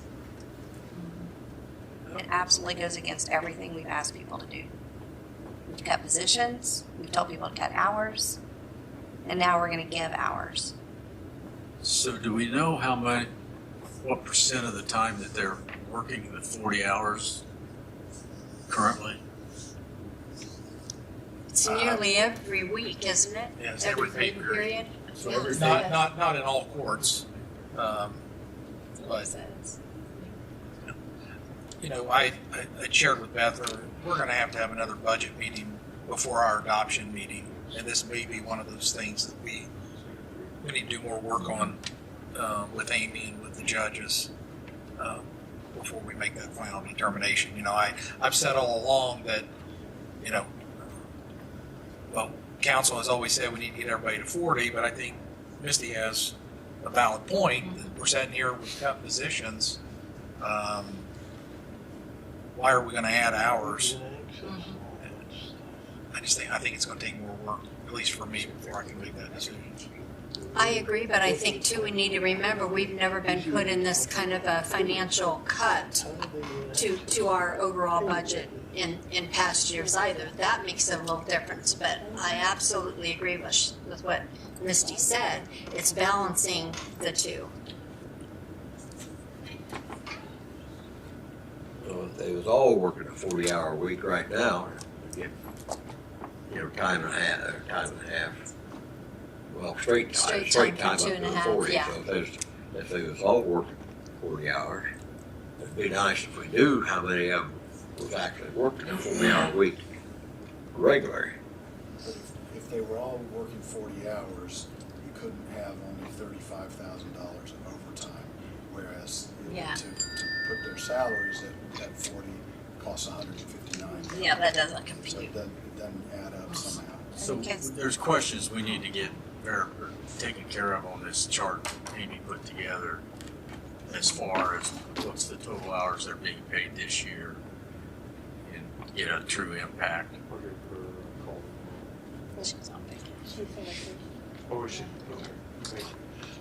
Well, and I think that, you know, looking at the spreadsheet we were provided, there's one particular court that every pay period, it's the exact same number of hours for a particular position. You look at another court, that same position, same job description, is 0 hours. And so what's the caseload difference in the courts that would justify? It could be comp time. Are you talking about there's 37.5 up to 40 hours? Some of the courts don't pay, I think, we can ask Amy, there's comp time and we don't see that because they're not on Chronos. So some of that could be working up to 40 hours but not getting paid but getting comp. And wasn't there one employee that they did not want to raise up to 40? I don't remember what court that is in. Yeah. Is that the one you're looking at? And if there's people who are taking comp time, and we don't have to pay them the extra money, I don't have a problem with that. I think that's happening probably, Yeah. yes. That's why there's a difference. So They have time to take another off. question for Amy to clarify for us. She might not know that if they're not on Chronos. Yeah, not on Chronos, I don't know. We're just tracking it by paper over there, probably. But if everybody's gonna have to go 4 hours, where's everybody getting any comp time? When are they able to use comp time? They must be take it because they're I don't know. there too long. So I guess I just want to make sure I understand the spreadsheet that I'm looking at that she sent. To take everybody to 40 hours is going to be the cost to the taxpayer is $159,000. With what we've spent so far with overtime, it's that she has in that same spreadsheet, it's $21,000. But the question I have on that, Misty, is in the section of that that she has current hours, Yes. is that based upon 37 and a half or based upon the actual hours that are worked? It says current hours. But does that mean current as 37 and a half versus 40? That's the next part of that sheet Well, if you or look not? if you look at, So you're thinking doing the straight time and this is the overtime on top of the straight time? Is that how Now, you're I'm thinking? thinking, I'm questioning, is the current hours only reflect 37 and a half, not the actual hours they've worked? I would assume that is the case, because if you look at it, she's got the salary amount that Yeah. they're supposed to make. they're flatlined. Yeah, and they're flat. So I think that factor in there of those extra 2.5 hours per employee could add up to a significant part that would not add to the bottom line number of the 159. You're thinking it's less? Thinking it's less than 159 if she has not counted the other 2.5 hours when they were worked in that top part.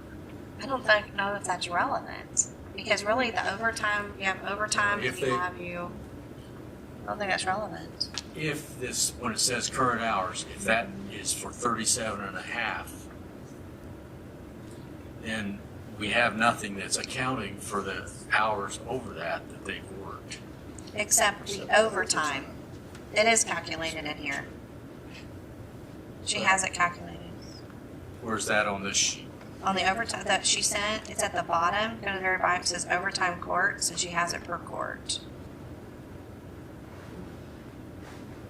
I'm not sure what that, to me, I'm not sure what that means. I think that's an awful low number Well, for what I hear that they work over there. it's not far from what they've already expended that Simona has. Well, that doesn't include the extra perf that comes out of the commissioner's budget, right? Yeah. No extra perfect, which is, well, yeah, with perfect. She and has it Social in here Security. too. Okay. Yeah, she has perf and FICA in there too. Okay. I mean, however y'all want to proceed. I mean, I think there's still more questions. I think it's a big leap for what we've asked people to do and commit to.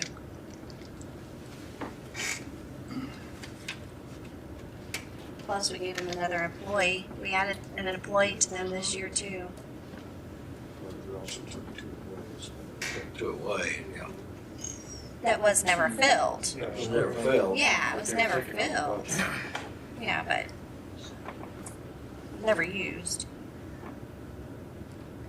So not everybody is using overtime every week. Correct. But they're asking to raise every employee to 40 hours every week. Correct. That's where we're getting a whole bunch more money that we're not spending now. Because if they were all working 40 hours already, we'd be giving them money to put in their overtime line. Thanks for standing up there, Adam. Like, we're just like, Figure this out. Well, I think we allow Jeff to get that additional information from Amy. Young Jeff. And we make this decision at our next meeting. When's she go? On Monday, I believe. yeah. Thank you. Okay. And I guess I would offer to share with the judges that, that we're not sure we're gonna move them to 40 hours. We haven't made that decision, so if there's any additional information they think that we should have. I can get with them and get back to you fairly quickly. So.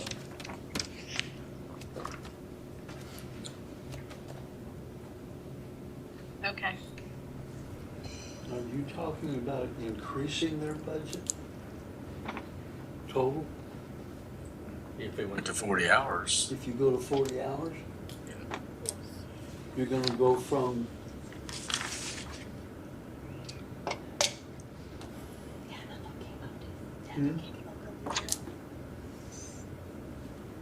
okay. Is it still in there? If Are the they numbers, increase the are the budget, numbers still in there? That goes up. What numbers? Hadn't they put those numbers in You're talking on about there? 40. Their request. Salaries? Or he could go. Can he go? Does he have to stay? No, They're not. Simona's taking it. We took them back down. Well, no, wasn't the, Okay, so see, that's already, right now, those numbers are already increased in the budget. We need to set them back to what they were if we're not gonna do it. Yeah, yeah. You're not talking about 4902 then? No, No, I thought that was mentioned. we Okay. switched on a you. long time ago. yeah, so those are still in there, so we can each do our own math to determine the increase. Yeah, yeah, so we would actually be reducing this budget because they put those numbers in there. If we chose not to, We chose not to. 40 hours. Yeah, because it did go from this year at 347.9 to wanting I know. 610, 749 next year. And at what point can we not change them again? At what, Final adoption of the budget. So that's what, a $6,000 increase, 5,700 again. Oh,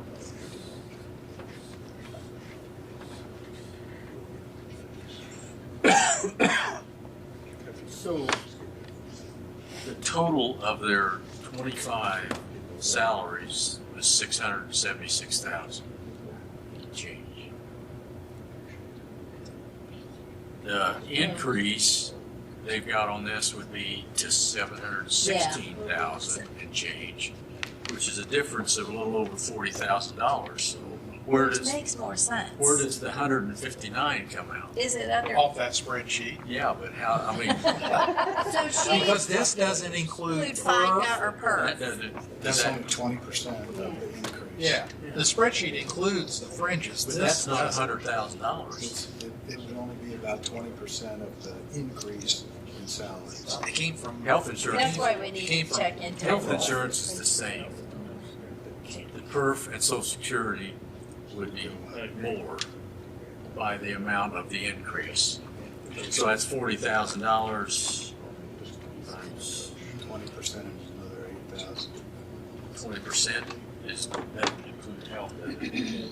No, but the health insurance wouldn't change. Well, here's the Right. problem. We're looking at court services, but we also gotta look at Superior 3, yeah, because the same thing's in their budget. yeah.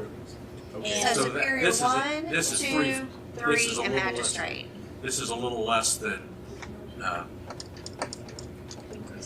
this includes everything but Superior 3, correct? Correct. But they have that in Superior 3's budget, like if you Yes, so they've got those the increases. 40,000 plus the difference in Superior 3 would be, and we need to look at that. It's only like $14,000. So does the court services include the magistrate too? Yeah, they're included. Okay. Well, actually, they didn't increase the magistrate or the cost director in Superior 3's budget. Magistrate supplemented. Court services. So Superior 3 goes from 352,000 change to 370, almost 77,000. So it's 25,000 more. So it's 75,000. Oh, yeah. 75,000 Yeah. plus the fringes, plus the benefits. I think we better keep looking at this and make sure we've got everything right. Yeah, but you also remove two As of right positions. now, They also removed all the Simona pointed out we also removed 2 positions. Right, we did that already. She just wanted to point that Yeah, out. we, So that's what we have to do. That's true, so that skews the total. Well, no, wait a minute. Well, we haven't seen that sheet, so if you want, we can make it clear tomorrow if you send it to us. I'm looking at when I said those totals to get the 40,000, I was looking at their request versus 25, and their request had those other 2 positions still here. yeah, that's true. I mean, if you want, you can We send get it. with her Monday, and Adam's going to give it to the judges. And I told Adam if they'd like, I'm more than happy to go over and meet with them as well with Adam. That was when we do it. we get a lot of these answers so that we can do our due diligence and Yeah, get that done. we need a better understanding of what's gonna happen in the process too. These poor guys would like to go home, Yeah. I know. so do we need them for anything else? We're good. Thank you. Thank you. I know Bye. most of a lot of them, we also have work. Yeah. Okay, let's go. Take care of Tara. Okay, hey Jeff, when you talk to the judges, Amy's note down here says, interestingly enough, Superior 3 and Magistrates Courts both have 0 overtime, straight or regular, yet Superior 3 has the largest caseload. I think that's interesting. Says a lot, doesn't it? Well, And yet they have 0 You deal with overtime. different types of cases. Yeah, Exactly. That's what I was different. getting ready to say. They got different, totally different type of caseloads. They have them all raised up to 40 hours, and there's no reason to do that if they're already getting it all done in 37 and a half. Well, they're the ones who They're- don't, they don't wanna go to 40. They're the one court that said don't, right? In I their thought budget, they Superior- have those salaries raised up. One employee, oh, okay. Yeah. Like Superior 3 takes care of all traffic tickets and all that, so I mean, that's the case. You're in Charles, So it's not, totally different. They don't have very many there. they don't have that many in Superior 3, plus they're dealing with juvenile cases as well. So, When you have one, it's not long. right. And I know they're scheduled pretty heavy, like he said, but all those don't usually happen either. A lot of them get canceled. So, Beth, I just wanna make sure before Tara gets up here, when I look at the new budget sheet that Simone and Max sent out to us, so right now, the way, what we have before anything else, the requested budget is 42,900,000, right? The Yeah, Okay. requested, but what we've not, Published is 44 million. Well, the 44 million. requested's been cut back. Then Yeah. last year, what was adopted was 38 million. yes, and that's So where this we is 5 need to million try to more. stay this year. Okay, I just wanna make sure we're on the same page if that's our goal. Yes, we need to try Okay. to stay where we are. Okay. There's a lot of variables because I handed you a sheet very, gave us everything that we have cut so far. Oh, Misty, in those totals there, uh-huh. that includes the extra we put in our line item on one time to make sure that we had sufficient to get our Advertised full on that levy, budget. Mhm. which is an extra $3 million. And the placeholder for raises in the budgets as well, which was, I think, 1.6 million 1.7 something. or 7. And y'all came up with that number because the cost of living isn't where, what We y'all just put a discussed. placeholder of 10% Okay. on salaries, knowing that it would So that we be can publish high. someplace below that. Okay. So, if you take both of those two items, we're getting down in range of the 38. We're not there, but we're getting in Okay, that I just range. wanted to make sure we were all on the same page of what our target was. I wasn't sure what our target, I mean, We're getting I'm understanding what our target was. Okay. Let me know when we get there. there. I mean, I don't know how else to answer that, but we're getting Well, there. we're gonna get there somehow. So these are all the cuts, which if you add the one we cut earlier tonight, we're right around 700,000 in cuts. But if I go through and I added up where people have asked for extra money, we're at 1 million, almost 1.1 million. But we have, council's budget is still fluid because we have the extra money sitting there. And IT's budget is fluid because we're not sure of everything he has asked for yet. I mean, we need to put that in. Yeah, we got a couple things to talk about on IT's budget when we get done with Jared. Okay, so let's go to the clerk. What questions did you have for me? I sent to you the changes in the clerk's budget that I covered with Tara and her chief deputy and the meeting that we had. And they're on that sheet that's before you. There's only the one addition that you can add. That's the one we cut tonight. So in the clerk's office, line item 11090, deputy small claims. 37,659. Say that number again. 11. Sorry, Simone, I was talking. I am so sorry. 11090. Okay. And I took that number from the paperwork that Tara submitted for. It's on. So it was 37,000. Yeah, 37,659. Go to zero. Go to zero. Thank you. And then the rest from within, per department, recommended for cutting. Deputy number 9 was the vacant spot. That was 11,060. We've got it at Okay. zero. And then 13610, Okay. that can be taken to zero. That is a duplicate of 13480. What number did you say? One Yeah. four what? Yeah, so you can take this one to zero 610, Misty. because it's a duplicate of this one up here. Yeah. Because of the way they were named in the salary ordinance and in the budget, they are both considered seasonal part-time. And so when that was added this year, it was a duplicate budget item. And then we had conversation about 13640 overtime. 134. Yeah, right below that. 180. We had discussion at our last meeting about cutting the overtime line item. Oh, okay. And we could cut it just kind of like the courts. We got to remember it's an election year. And if she runs out of money, she's going to be back and we have to pay for it. Yeah. Right. So that's, if you want to reduce it or leave it the way it is. And last year it was 10,506, and now it's 16,000 is what the ask is. So what was the basis for the request of the extra 6,000? Was it just because? Yeah, because the 2024 expended was almost 25,000. Yeah, I see that now. Yeah, yeah. So she was covering it from an election year standpoint, so it's actually lower than what she.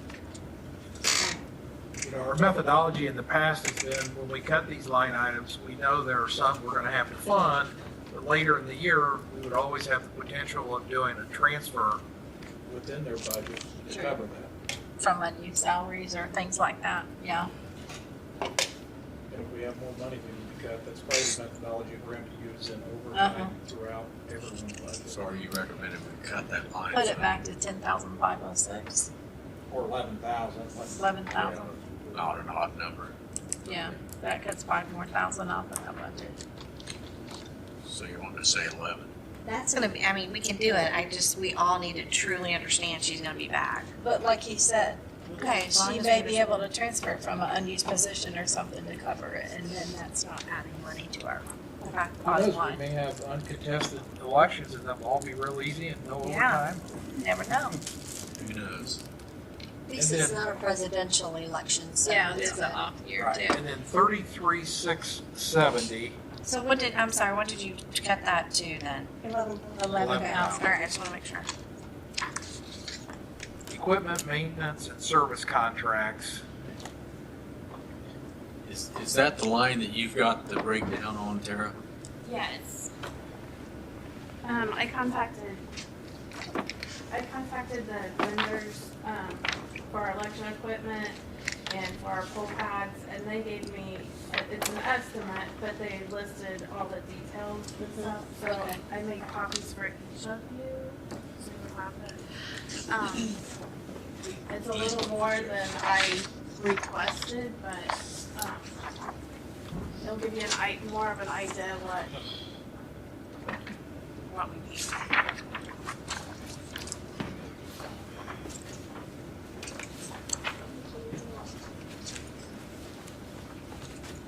Okay, you got it.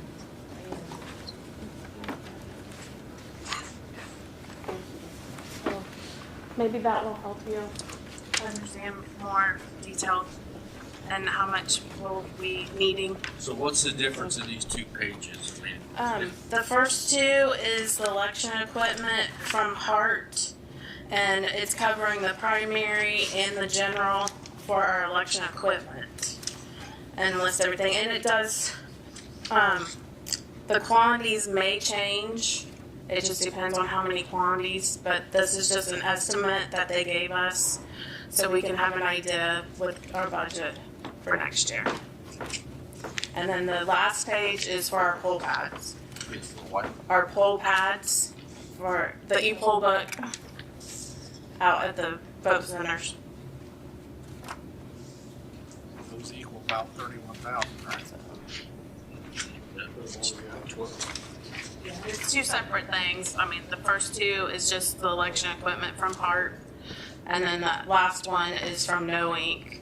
for our poll pads. So it's 12,700 plus 13,200 Plus the 69, 930. plus what? 32,857. Proud of leaving it at 31. Yeah. Oh, I missed the wrong page. Last page was Okay, sorry.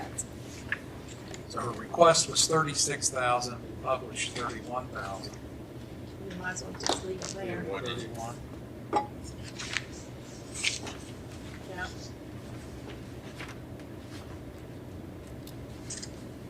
So does this change every election? These numbers for the stuff, so this is just like for this next year, basically, okay. And our vendor, he said to put add per 4% to that. It may be less, but it could be more. But it's just a safeguard for them and for us. So to do it.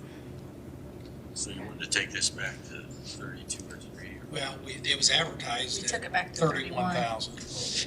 Yeah, So that's, so we'll just leave it there. And then we had discussion about 13120 per diem, $2,688. I did, Tara was doing some checking. I did talk to Debbie Berry. She said that line item was a carryover from the clerk before her, that the clerk uses that line item for expenses at a conference, or if they have somebody come into town and they take them to lunch. That Joanne used that money for that, and Debbie used it for that. The question comes in, that is added to their salary and is taxed. So why are they using earned income for work-related expenses? and they're fully paying it, it's not just. They're just based on- paying it, so we don't even know if it gets used. Yeah, for that was paid for that. Yeah. And if they had those expenses, that's how they were using them, and that wasn't a requirement. Yeah. And they don't have to turn in any receipts or anything? I guess not, it was part of their salary, because they were taxed on It it. seems like because it's a line item, it should just be billed with a claim against it or turn in receipts or whatever, like, it doesn't. Did you find anything out from any of your clerks around the state about that per diem? They were questioned. They were what? They were what? They were puzzled. The interesting part is that this has been considered part of the salary of the clerk. It goes into her salary? It goes into her salary. It's paid and taxed on her paycheck twice a year. The claim is voter registration. How's it voter registered? I Oh, mean, it's and intertwined with honestly, clerk. if a vendor comes to town, should they buy you lunch? I That's mean, what- that's what I'm Well, thinking. that's fine. It's usually the other way That's what I around. think, yeah. So I don't think we can cut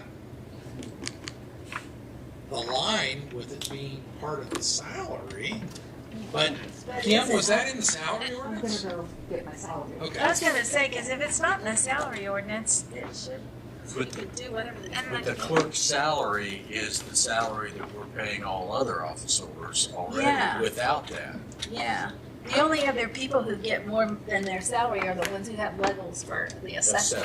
Well, apparently not, because Wayne County's historically paid Yeah. this Well- per diem as salary. But that doesn't mean we need to. They've been slipping one over on us, haven't they? That's true. Now that we are aware of what Yeah. this is. We've never. I You know, don't the know question why we've came, never remember questioned last that. year when we talked about the second per diem?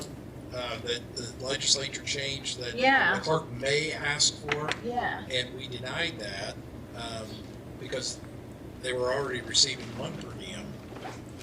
But still, And it had to be that one. still the salary is The salary's the same as all the other Yeah. Plus $2,688. Yeah. which Barry, and that, when you're talking about the Indiana Code 371222 is only for 2,500, which is at general election time, So it's only in the year for general election. only general. And it says that we may pay it. It doesn't say we have to pay it. Which Because It's that's not why we turned it down last time. It's not in the salary ordinance. So I think that Clerk, needs to the go. clerk's salary is 87,765.18. right, So it's not. and that's what the budget has, or what her sheet's got. So if it's not in the salary ordinance, it should not be paid to the clerk In a paycheck. in a paycheck. Yeah, taking out taxes and, yeah. And I've checked with the election division and I've checked with the state board of accounts. No answer. So the only one they've came up with is Indiana Code 3-7-12-22. That's not this one. I think we need to take that to zero. So, have you been paid that this year, do you know? No, there's zero Okay. paid out. Oh, yeah, it says zero right there.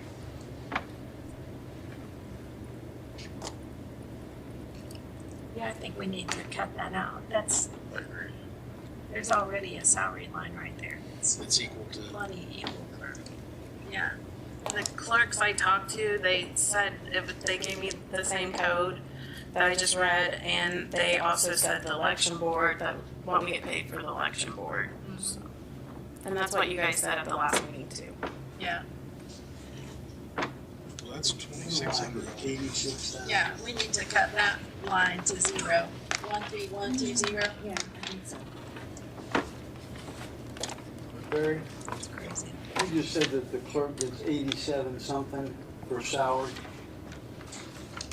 Yeah? Same as Thanks, the other everybody. ones. No, it's more. 87,766. You get 66. 87,766. Okay, I'm yeah. sorry. I just asked, and that's not the answer I got. If it wasn't the same, he was just gonna have to increase his budget to make it the same. So we're taking that to zero, correct? So we can't do more than that. Now, if something arises from your other clerks that's based in statute, that is a per diem that you're required to get,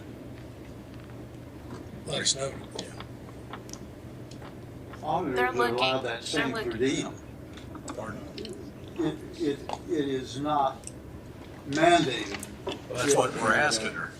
Well, Is it mandated? I'm just telling you what, from the auditor side, that all different auditors ask for a per diem increase above the salary ordinance. It's not mandatory. You shouldn't feel bad that you don't get it, right? I don't feel bad about it at all. There you go. So that, I just know what it says. Okay. Okay, thank you, Tara. Thank you, Tara. I have one quick question, if I could ask real quick. With the 40 hours that the judges are requesting, is that going to make the clerk's office go to 40 hours? Good question. Yeah, that's not. that's just I just don't. And do we have to have security? Do you have to be around when they're still in session? If they go late in a day or a jury trial, does any of your office involved in that? I mean, there is sometimes that they need to call our office with a filing. They're requesting information about, After 5 o'clock. I mean, it's not after 5 o'clock, but during our hours, Yeah. they're calling us and coming down and talking to our office Yeah. staff. Yeah, Okay. I don't. But the other question was a good one too, security. So does the security hours go up to? They're already there till 5. Since Tara's here, I'll ask a question. If they went to 40, could you juggle somebody to come in an hour or 2 hours later? And their schedule, they work later in the day rather than have overtime? Is that a possibility or not? Overtime. I mean, it would be the people that's working full time, so it'd be overtime. No, she means like instead of coming in at 8, they came in at 10 and stayed Just till to have 6. staggered Instead of 8 to 4 or something. They wouldn't like that, would they? I wouldn't. Her overtime this year in the clerk's office has only been $5,500, so. Good job, Tara. Good job. Good job managing your staff. I'm trying. Good job. You're welcome. Thank you, Tara. Yes. So, our coroner had some clarification on the last meeting. Okay. Okay. All right, Mr. Brett. You're almost done. Thank you very much for hearing me this evening. First of all, I'm still learning a lot about politics. And it's a long process, but I'm trying to do my best. I watched the last budget review on camera, and I was here to address a few things and open it up if you had any questions. The one thing that I want to make sure that people understand is my staff was quite offended by being referred to as those people. Those people were licensed death investigators who work for the Wayne County Coroner's Office, and they do a great job, and I want to make sure that we address them as investigators.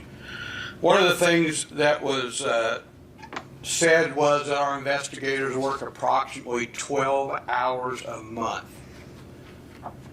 They work about 120 to 144 hours a month just to be on call. That doesn't include investigation time, travel time, phone calls, labs. I could go on and on. And those people make $10,000 a year. And I need to advocate for those people because for the first time in a long time, we're at full staff. And we're not at full staff. You're investigators, not those people. You just Those called me people, yeah. You just did it because Well, that's just something to say. I got more phone calls about those people. That's somebody. But anyway, Yeah, we talk about a group. the investigators put a lot of time in, and they do it because they want to do the job. You know, we are the voice of the decedent, and at the same time, we protect the county as much as we can because we're a representation of the county, and the things that we do are watched. So I just want to make sure that you knew that every one of the investigators work a minimum of 120 to 144 hours before we ever get into any of the investigations or any of the things. Does that include, you're saying that that's the hours they're on call? You're saying they're working those? They're on call for a minimum of 120 to 144 hours a month. So what's it mean to be on call? It means that you're available for any corner call that comes through, any. But you're not at the office. Oh, no, not necessarily. You can be at the office because on top of that, there are lots of reports that we have to file, or we're fielding calls from people who want to know about other cases during the day. So there's always somebody that's spending time in the office because there's a lot of goes into the job that they do every day. So thank you for that. The next thing is, there was a question about, well, new coroner, so we're going to do a lot of autopsies. Well, I don't do any more autopsies than we have to. There's no magic number for the number of autopsies that we do, but we are required to do autopsies on cases that we feel need to have an autopsy. And whether that's for the voice of the decedent, whether that's to protect the county, whether that's to find out if someone got injured hypothetically at the hospital, or what happened. And it's just part of the job that we do. We take it seriously. We look at every case. We discuss it. If there is a question, anytime an investigator has a question, I get called. Sometimes we do a group talk to talk about it, do the pros and the cons to make sure we're not missing anything as to whether we move forward with an autopsy. So as much as I can't control the number that we do, we are considerate of the number because it does cost roughly $1,500 for every autopsy. If we decide not to do an autopsy, but the family wants an autopsy, we absolutely do not pay for that. We tell the family that they have the right to do an autopsy, and we connect them with the people that do our autopsies, and that's between the family and the places doing the autopsy, because when our investigation is done, we release the body. There's also countless hours now going into the Indiana Donors Network. Every decedent we have gets run through the Indiana Donors Network. Some people want to be donors. Some people don't want to be donors. We've had donors that have been alive that have passed away at the hospital after we go through the process of taking the organs. We have to be present. The coroner's office has to say yes, go ahead, and we have to be notified when things like that are done. So I just want you to know there's just a lot of hours that's put into it, and this group of investigators does one heck of a job, and you should be proud of them. I understand that we're cutting budgets, that we have to, the governor says this and that, I get it. But I gotta ask the burning question. My investigators deserve more than $10,000 a year for what they're doing. And I want the council to consider that before they approve the final budget. Yes, a couple of years ago, I think we took the investigators from 7,000 to 10,000. But we also gave up a position, and we can't afford to give up any more positions. We're busy. We're busy. So with that being said, my last question is that I don't know why, but I'm going to ask the question, is why is the coroner, the elected official, the coroner, not paid the same salaries as 90+% of the other county elected officials? I make $29,840.16. All the rest of the elected officials are going to be making $87,000, and I just am going to ask the question why.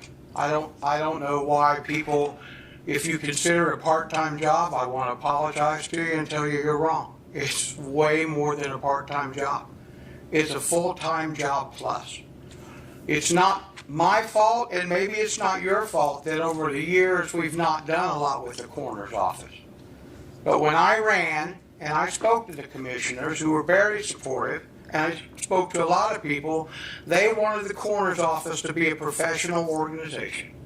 They wanted us to be trained, they wanted us to be professional, to look good, and represent not only the decedent, but the county.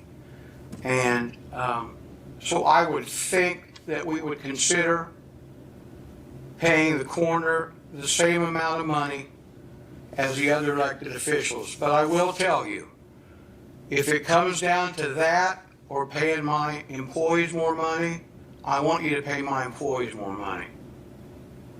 I can't do the job by myself. Absolutely cannot. And if it comes down to one or the other because of your budget cuts, I would rather you pay my employees more money than to give me another penny for the 2026 season. That's all that I have, but I am open to any questions if anybody has any questions. Brent, I have a question. When Yes. you back up to the on-call, so if you're on call and you're sitting at home and you've got the phone and you're on call, are you paid for that?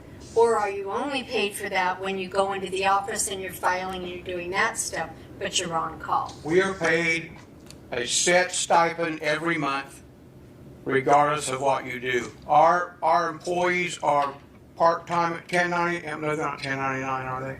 No. Okay.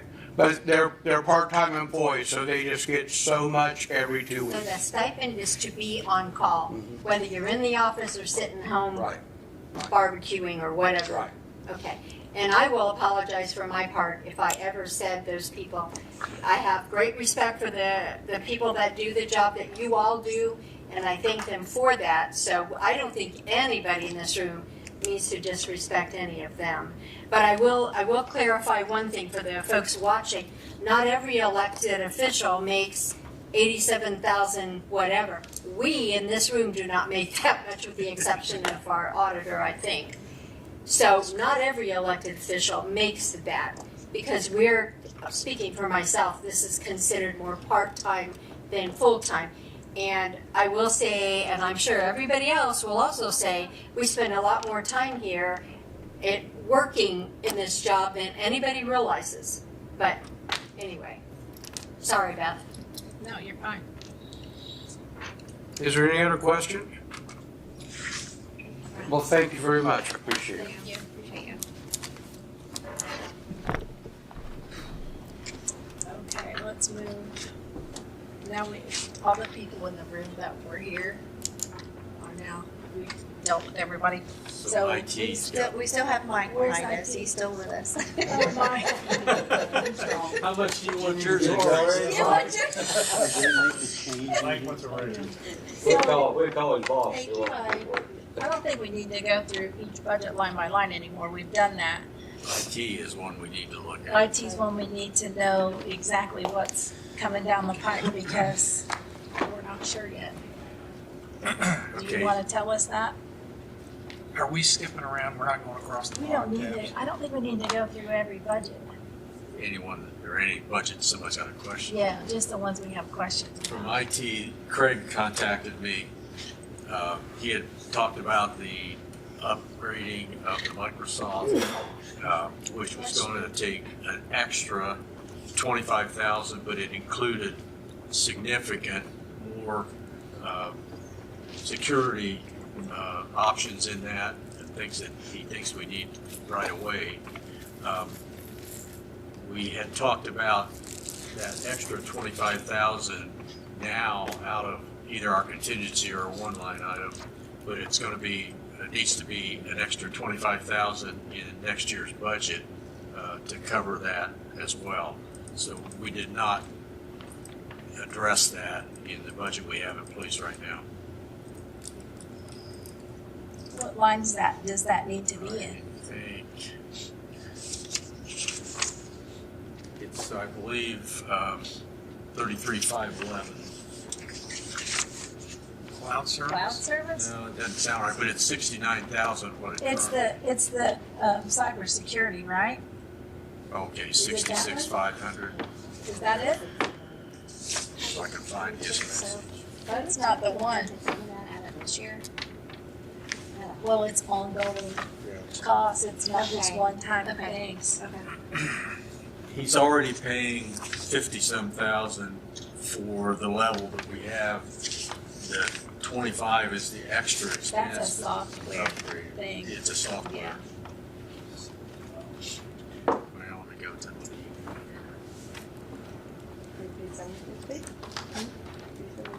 And he's already raised the telephone communication thing up 57,000. and that's That's separate For the new phone system, But that's an ongoing cost correct, also. correct.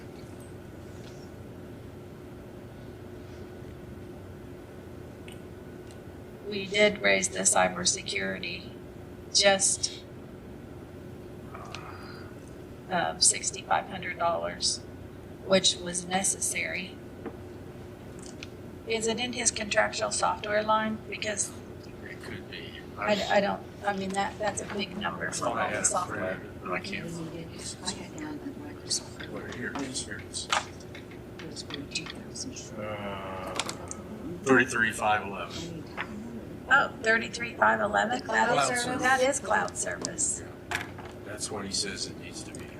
69? It should be 25 added to the 69. 25 added to the 69, okay. Wow. Wow. So that's 94. Simona, did you get that? No, I didn't, I'm sorry. So 33,511, 94,000. That's not helping. Nope. And, So what line do we put that in to reflect correctly? Adopted. I thought it would be published. yeah, adopted, because published is what's advertised. That's where I've put mine, Barry, is under adopted. Thank you.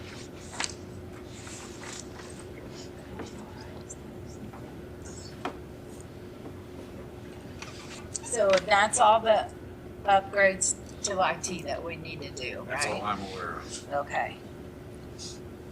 And he wants to do that as soon as I tell him that we've agreed to pay the current out of our One time. contingency lines. Okay. And he says that'll be quick to implement because it's just an upgrade of what we already have. Mm-hmm. So vote on that today. We've agreed to already pay that out of the, nobody's objecting, so. Okay.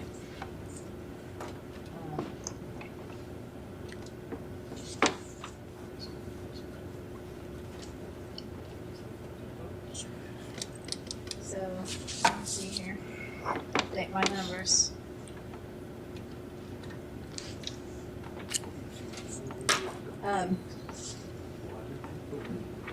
So we're not gonna make a decision on court services today, right? Correct. Okay. I'm heading towards leaving it like it is, but we'll talk about that another time. Leaving it like it was published? They're leaving it like it was last year. Okay. Not recent. Possibly. So let me see here.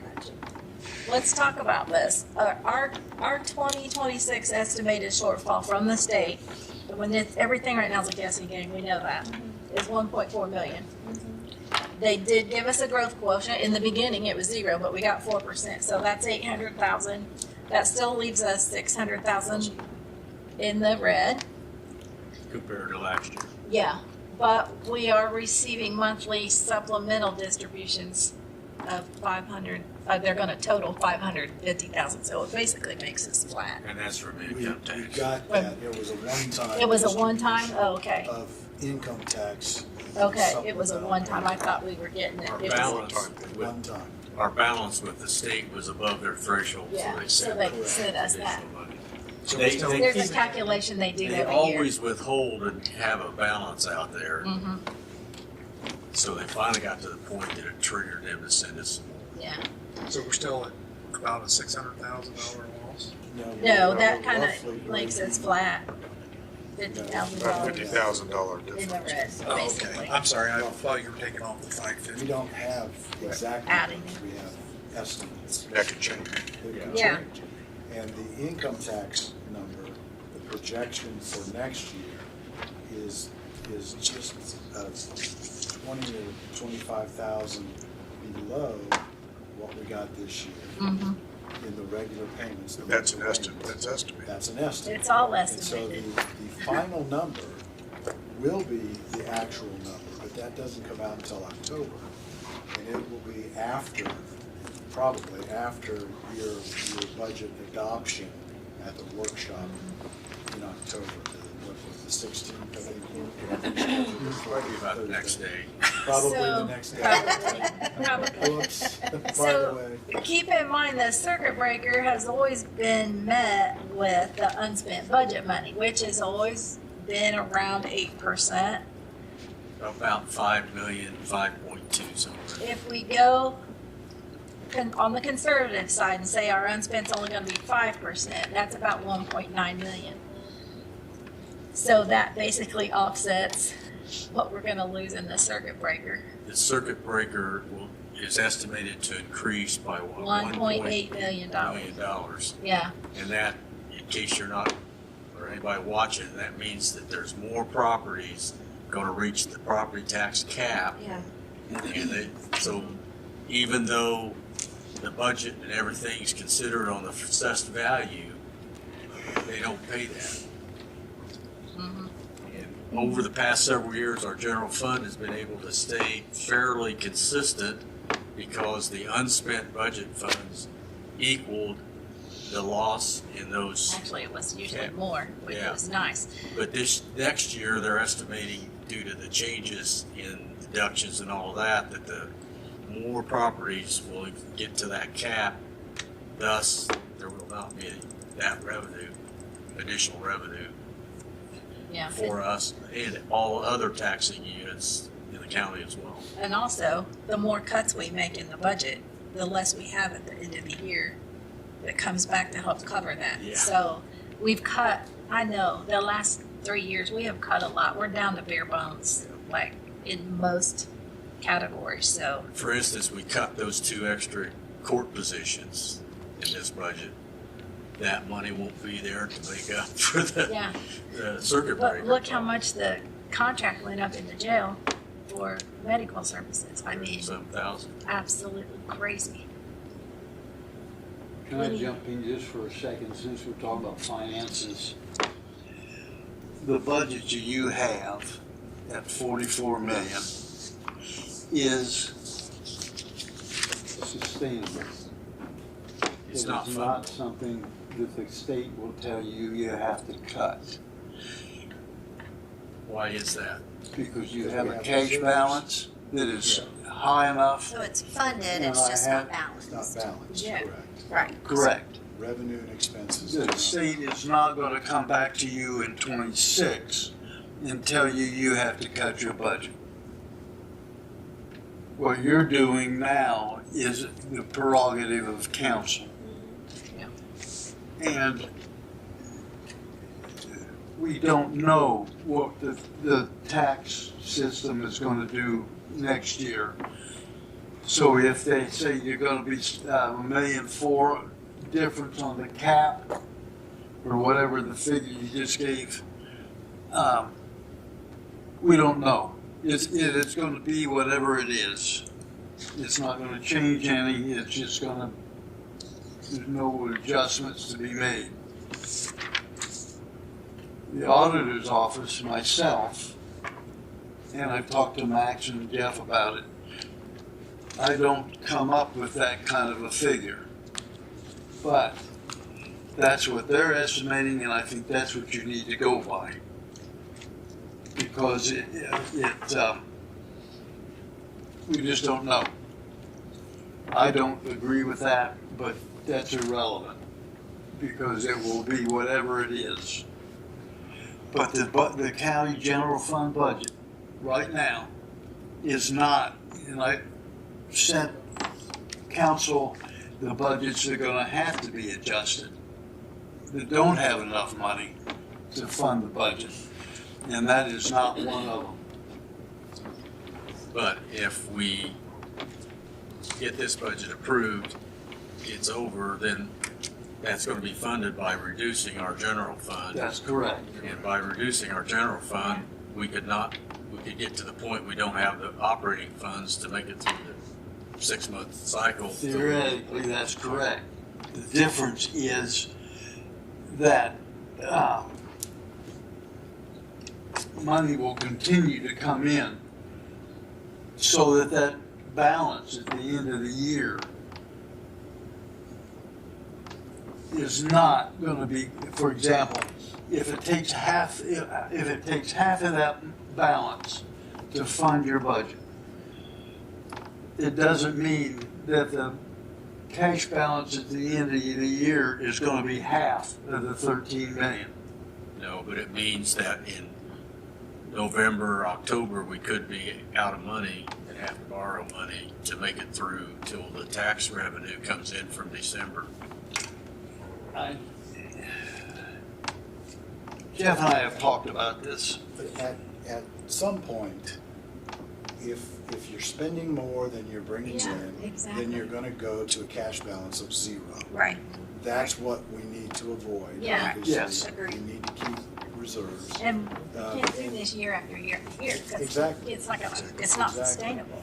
And the more you do it, the harder it is to get back to equilibrium. It's impossible. And so one of the issues I think that you'll need to look at, is I don't see how you're going to balance this budget. But you need to look at those line items where you know you have a surplus, including your one-time line item. Think long and hard before you actually spend out of those line items, so that you can start building back up the reserves to where you want it to be. Now, So I think it's doable. But I'm not proposing that you use that balance to fund this budget. I'm telling you, that you can. Yeah, you can. The LGF will let you do that. Yes, they're not gonna come back and say you've gotta cut that budget, where they are on 4 other budgets. What I'm saying is, you can, and Jeff's right, eventually, if you eat up that cash balance, to balance your budget, that's and I think we talked about 2 years, that you will be without a cash balance to budget, to do your budgets. And you have an advisor that is taking that position with the county, that you're gonna be out of money in 2 years. I don't believe that you're gonna put yourselves, right? Well, Baker Tilly. Yeah, well, I'm not But that gonna was do That was based on wrong assumptions, Yeah. but yeah. they assume we spend our whole budget every year. Well, That's why what they you said don't spend in the budget has an effect on your cash balance, but it really doesn't. The cash balance is money, not an appropriation.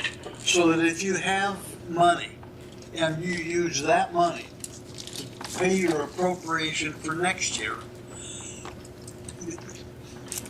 it's self-defeating. You're gonna be out of money. But there is income that's gonna come in all the time anyway. But the bulk of the income only comes in, a big part of the income only comes in twice a year. It doesn't come in all the time. Right, two times a year you get a tax draw. Right. Now, in that tax draw, the state's telling you how much they think you're gonna get after all these deductions. But the state doesn't tell us that we will have all the money we need to fund our budget through that time between the draws. Well, no, but you do, because your cash balance. We do now. We do now, but if we spend that cash balance, we Then won't. at some point, you won't have the ability to do that. Nobody's arguing that. Okay, well, I'm just saying, I don't want to proceed that I'm saying to do that. Because it is possible to fund this budget as it is now next year. And that's all I can say about that budget. Thank you, Mark. But it's not our wish to not No. get this Part of the balance. problem with the state saying that they fund this is that they, in calculating that, will assume that we spend all of our budget. That's right. They assume you're gonna spend all of it. Makes me doubt whether they will fund that. 2 years ago, they said or last year Last year they said, and we were in better shape, that we had to take some money out. We were in better shape then than we are now. Yes. So I don't understand how they would allow us to have that. The only figure that can change differently in all of this is their estimate of what you're gonna get in taxes in '26 versus what it actually is gonna end up. That's the only. But they're gonna base it on their estimate, not the. That's correct. And we have taken that estimate, and that is in your general fund budget, is their estimate. Well, in our discussion, yes. Yeah, well, I mean, that, when I did this thing, that's the estimate we put for the collections next year, property taxes. We don't know if that particular estimate is correct or not. And right now it doesn't matter, because we're gonna bill the taxes in May, and whatever it ends up, that's what you get. Okay, Misty? Okay. And in our budget, kind of referring to what Jeff referred to. You talking about council budget? Yes, I'm sorry. In the council budget, in the salary adjustments piece, we plugged in that number 1.7 million. And that was based on the raises.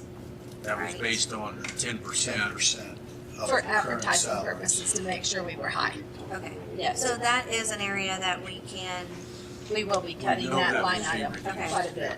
we just don't know yet. You're We waiting. don't know what it But is it will- yet, because we haven't, we're gonna talk about that in just a minute. Okay. Okay. But we're not, I know we're not gonna be able to come to a conclusion, because we just got the Irwin report, and it's really not been vetted all the way yet. Right. But I will tell you, I mean, we have two ways to go. Here, something that we've done in the last couple of years is moved to midpoint and then given like 3% on top of it. And we have gotten our department heads and elected officials like way up there. Yeah. And then also, so we either do a percentage and we fall behind pace with our Irwin schedule that we try to stick to.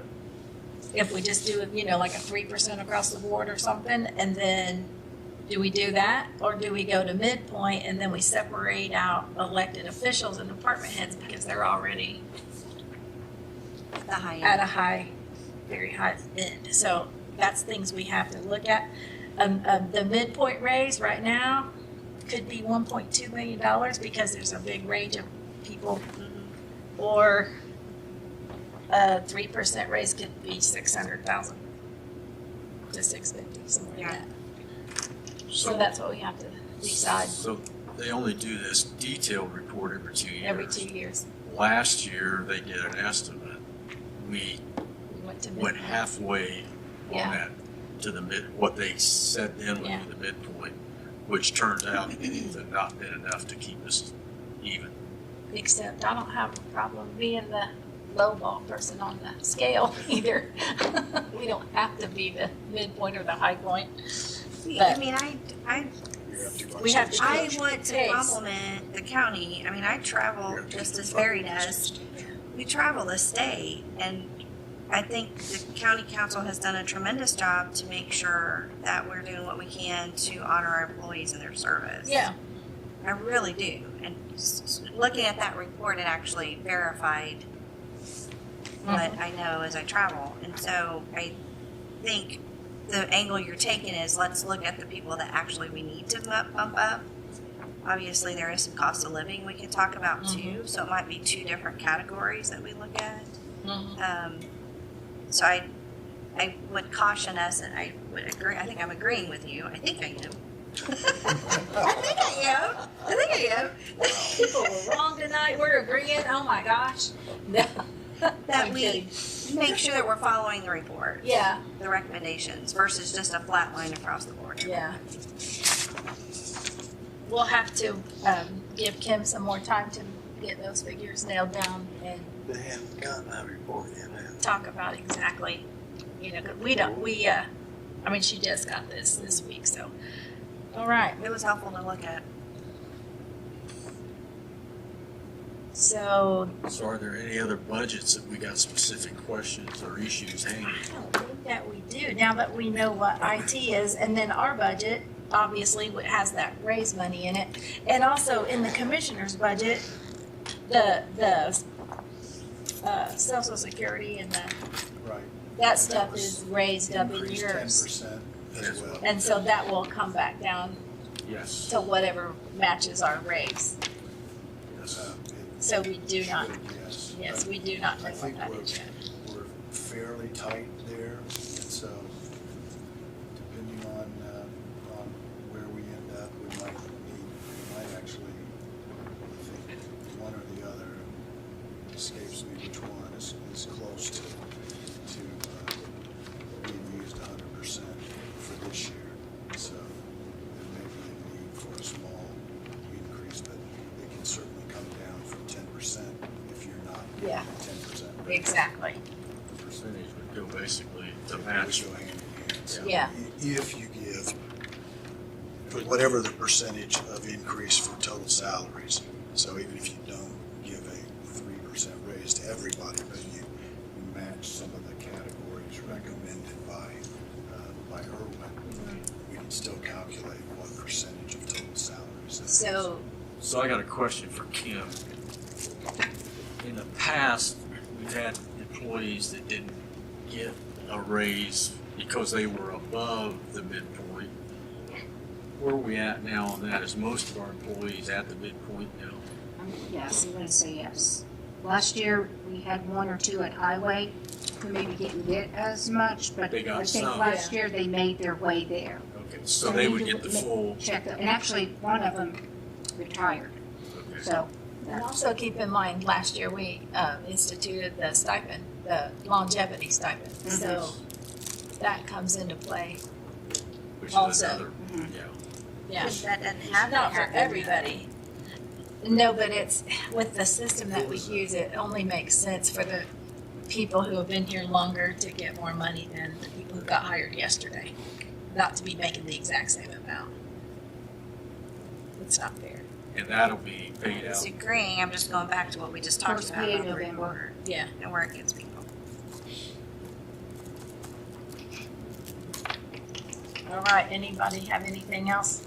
Alright, so a couple questions on the commissioner's budget. I just wanna make, so on the ambulance service, is that contract completed or are we still waiting to hear from Reed? There's one more year. One more year at this amount, so it's gonna hit us next It year. has gone up slightly each year Okay. with a 5-year contract. Okay. Which will build into the contract. And So it'll be next year that we talk about it.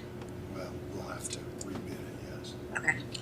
So Simona, can I see, like, do you have a summary tab that shows us the budget is now? Just for county general? The whole thing, yeah, the whole thing. Oh, the whole thing, well, it's But just for every single. Because we changed a few things. Yeah, just for county general, we changed some stuff tonight, and I just don't know what that number is now. This is the adopted budget. 44,166. We didn't change enough. We took some out, we added a big chunk for IT. We added some, yeah. Yeah. So we will be taking out more for salaries because we have that high, and we'll be taking out and then we have to decide what we're doing with the judges because that's a big plus. That decision has to be made. And then, Your one-time line. our one-time item, because we padded that, I mean, if I subtract that back out, I would just want to try to get down to close to what we were last year. And if we de-appropriate like $1 million out of our one-time money this year that we're not gonna spend, It helps in terms of whether DLGF will approve your budget. It doesn't change the bottom No. line in terms of cash balance because It's already it's there. simply, it's already, you already have it in hand. Mhm. You're just making it so you can't spend it this year. You could spend it Next next year, year as it's yeah. reappropriated. So again, the only reason to do that is if you have concern as to whether the DLGF Oh. will approve the budget you submit or not. And if they don't approve it, just like you did last year, it can be removed from your one-time line item during the 10 days we have to respond to them. okay.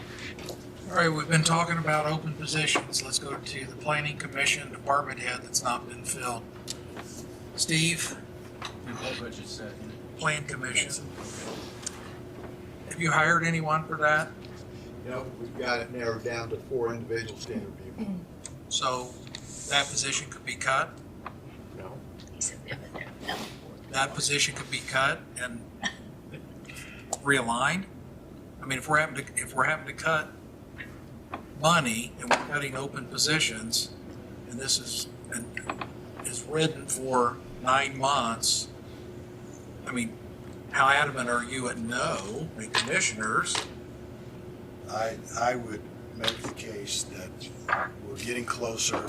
It's a position that is important to us, and I would advocate that you give us a little more time to work through it. If I give you any more time, you'll hire someone and then we'll be able to cut it. Exactly. Could you change this name to Jeff Plaster, council member? I mean, I'll tell you, I'm leaning towards not filling it. I mean, we have got to cut somewhere. Yeah. We're asking everybody else and we're asking taxpayers to cough up more money. And we're not making cuts. Well, I'd be more than happy to come up with a number of cuts that would be more than that line item and suggest those to you in place of cutting that line item. But your suggestions would be in other departments? Not necessarily. Not necessarily. Commissioners. Could be. I'm hung up on this. You've heard me say it all night. Open positions, salaries, and benefits. And I know this was part of the overall reorganizational plan, and we don't want to throw a wrench in that. But we haven't filled it. We haven't. And It is a difficult position to fill. It would be a mistake to fill it with the wrong person.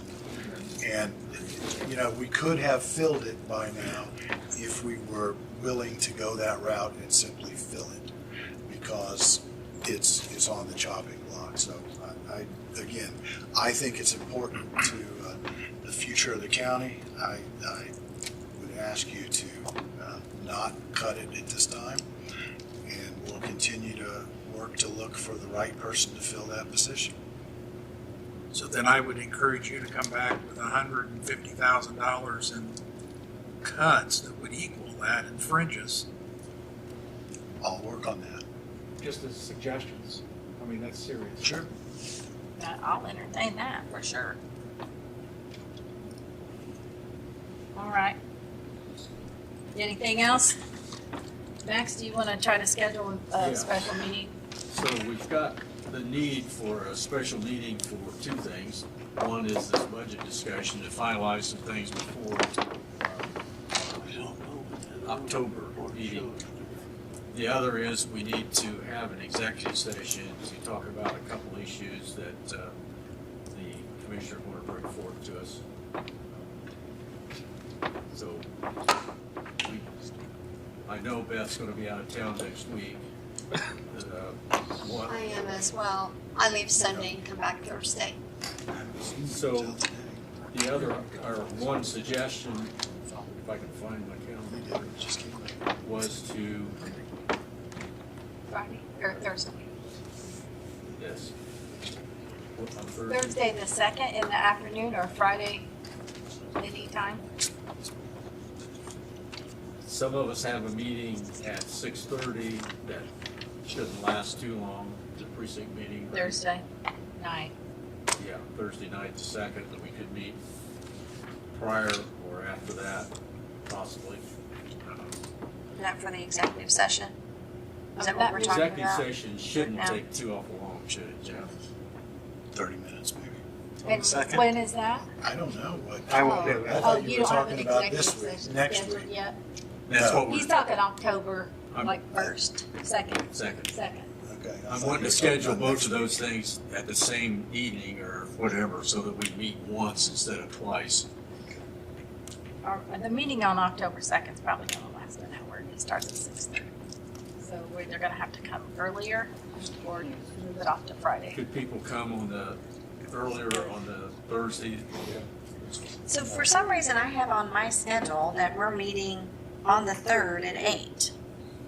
I do That's also. because we changed that to Monday on the 6th. The 6th at 8, right? Yeah. Yes. For your first Originally, we meeting. Yeah. talked about. Okay, I have that Because too. Simona's So take gone the- or something. Okay. Take the Friday off. Well, I don't know. Let's talk about. Well, but not at 8 o'clock in the morning. That's fine. Yeah, That was Thursday. I mean, y'all have to do what you have to do, but Thursday nights, because I of can't do work, I Thursday. can't do Thursday night. I could do the 3rd. The 3rd is wide On open. Friday, If we yeah. do the 3rd, let's do 8 o'clock in the morning. Let's do it in the morning and get Max just said no. He'll be here? No. Simona will be here. But do we need her? But Amy will be here, right? Can she change your I don't know. things in Gateway? Never did. No, yes, I know. Oh, Not Gateway. I mean, not I'm talking about Gateway. spreadsheet. Can she change your spreadsheets She for you? never did it, so I'm not sure. But I thought we were having an executive session and something else that we wouldn't need them for. Well, we have to finalize this raise and the judges. We have those two So we things we have need to to find finish the budget discussion, Mhm. but have the executive session, but come to town, meet, and do them both at the same time. Spreadsheet, no. Some of us have to drive a long ways to get here, and we don't like to do that Oh, every but day. we have Monday, October 6th at 8 a.m. Yeah. That's our regular That's meeting. the adoption. I wanna get this Yeah. budget- Just I heard 6 p.m., so I'm like, That's, No, just it's at 8 verifying. a.m. that's the public hearing day.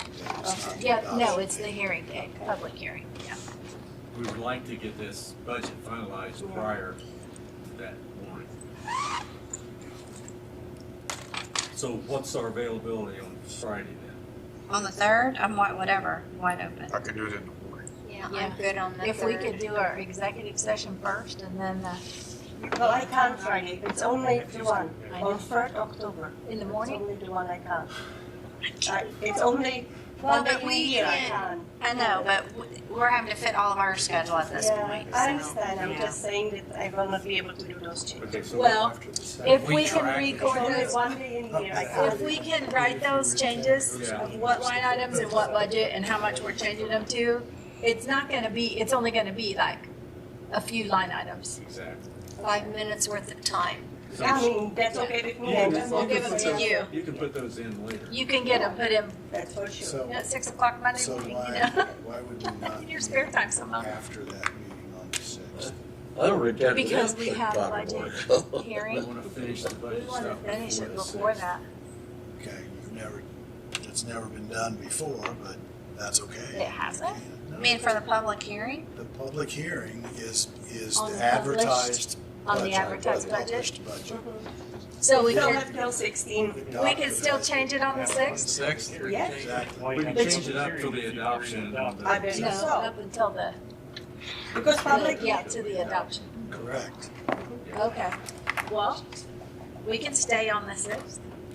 That's, if we want to do that, yes. I mean, if you're worried about an extra trip into town or We an can have extra our- meeting, you can do it all on the same Do day. all of the budget stuff at our regular meeting On the 6th. on the 6th, and then set the executive session at some point later that morning. So I had 8 o'clock on the 6th, Okay. is that That'd be right? 8 to noon, Misty. yes. Hey, no, I need to put that in my budget. Yeah. I mean, in my budget. God, In your My calendar. calendar. Pay yourself overtime?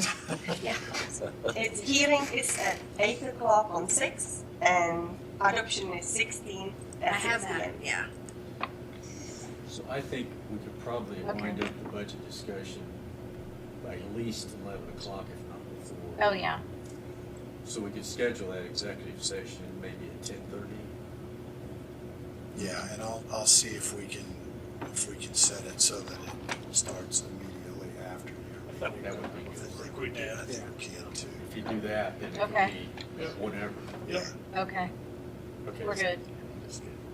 So we'll meet at 8 o'clock on the 6th for our regular meeting, Are you ready which to also vote? includes personnel committee and the finance committee. Then will be budget discussions mainly. And when we get finished with that, we'll go into executive session. And with information that we'll collect and email to everybody, have your minds made up how we're gonna vote on the raise and on the judges' We're gonna court services thing. backtrack a little bit from that suggestion, and we'd rather have a time certain for the executive session. So if you want to think about it, we just have to. You want us to come at Well, 7 a.m.? we could always recess, go into executive session. Yeah, we reconvene. can. We can do that Yeah. if we're going So over if we need to say that. 10 o'clock, 10 o'clock, Either one, just give me a time. 10 o'clock. 10 o'clock. Okay. I just need a more firm for my schedule. I can't do this. We'll recess if we're still Whenever you- talking. like, it doesn't work for me. Well, and it has to be advertised too, right, for an executive session. So we need to set the So I have time. it at 10:30. Is that everything? Misty, is that 40 or 37 and a half? In Aaron? my world, it's like 60 hours a week. So With in no all this, overtime. in all this additional work, if you want us to be prepared to vote on the 6th, we need a target. Yeah. We need to know how much more we need to cut Okay. based off of the 4.21, whatever it is today. 2:15, 26. How much more do we need to be able to take off of that? Realistically, it's close to 5 million, but that's not gonna happen. Well, the 3 million is 3 million is the padding. Okay. And we're gonna take off another. the raise money and It'll go, it'll go down. It'll go down half probably at least. So 3.5 million. So you're Although we've not built still any, a million. anything in there to cover if we would do the Steve's still stipend here. or longevity. It's in there. It's in there. Yeah, we left in the 225 Okay. from last year. How much you spent on this meeting tonight? Could have happened. The film. Okay. 250 an hour. But people are watching, Okay, so or will watch. are we finished for this evening? I hope so. Motion to adjourn. Second. I think we. Go ahead, Jeff. What's the We're not matter? taking the vote yet. I have it. Yeah, Jeff, you're not quick. We didn't come up with a target. All we said, we have this. What's the target? Do you have a suggestion? We'll send that out in an email. Okay. Okay? I mean, the target is to be flat with last year. But that's cutting another $1 million or so. May not be practical. That's the hope. That's not. Yeah, sure do. You say another million? Probably. Don't you think? What it looks like. I don't know where we get 87,000. You're supposed to smile at that, Steve. He's not smiling. He's not smiling. You cannot not have an auditor, so stop making it.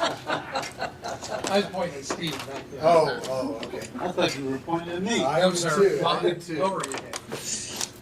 Okay. Call for the vote? Okay. Moved and seconded to adjourn tonight's meeting. All in favor, aye? Aye. Any opposed? Okay.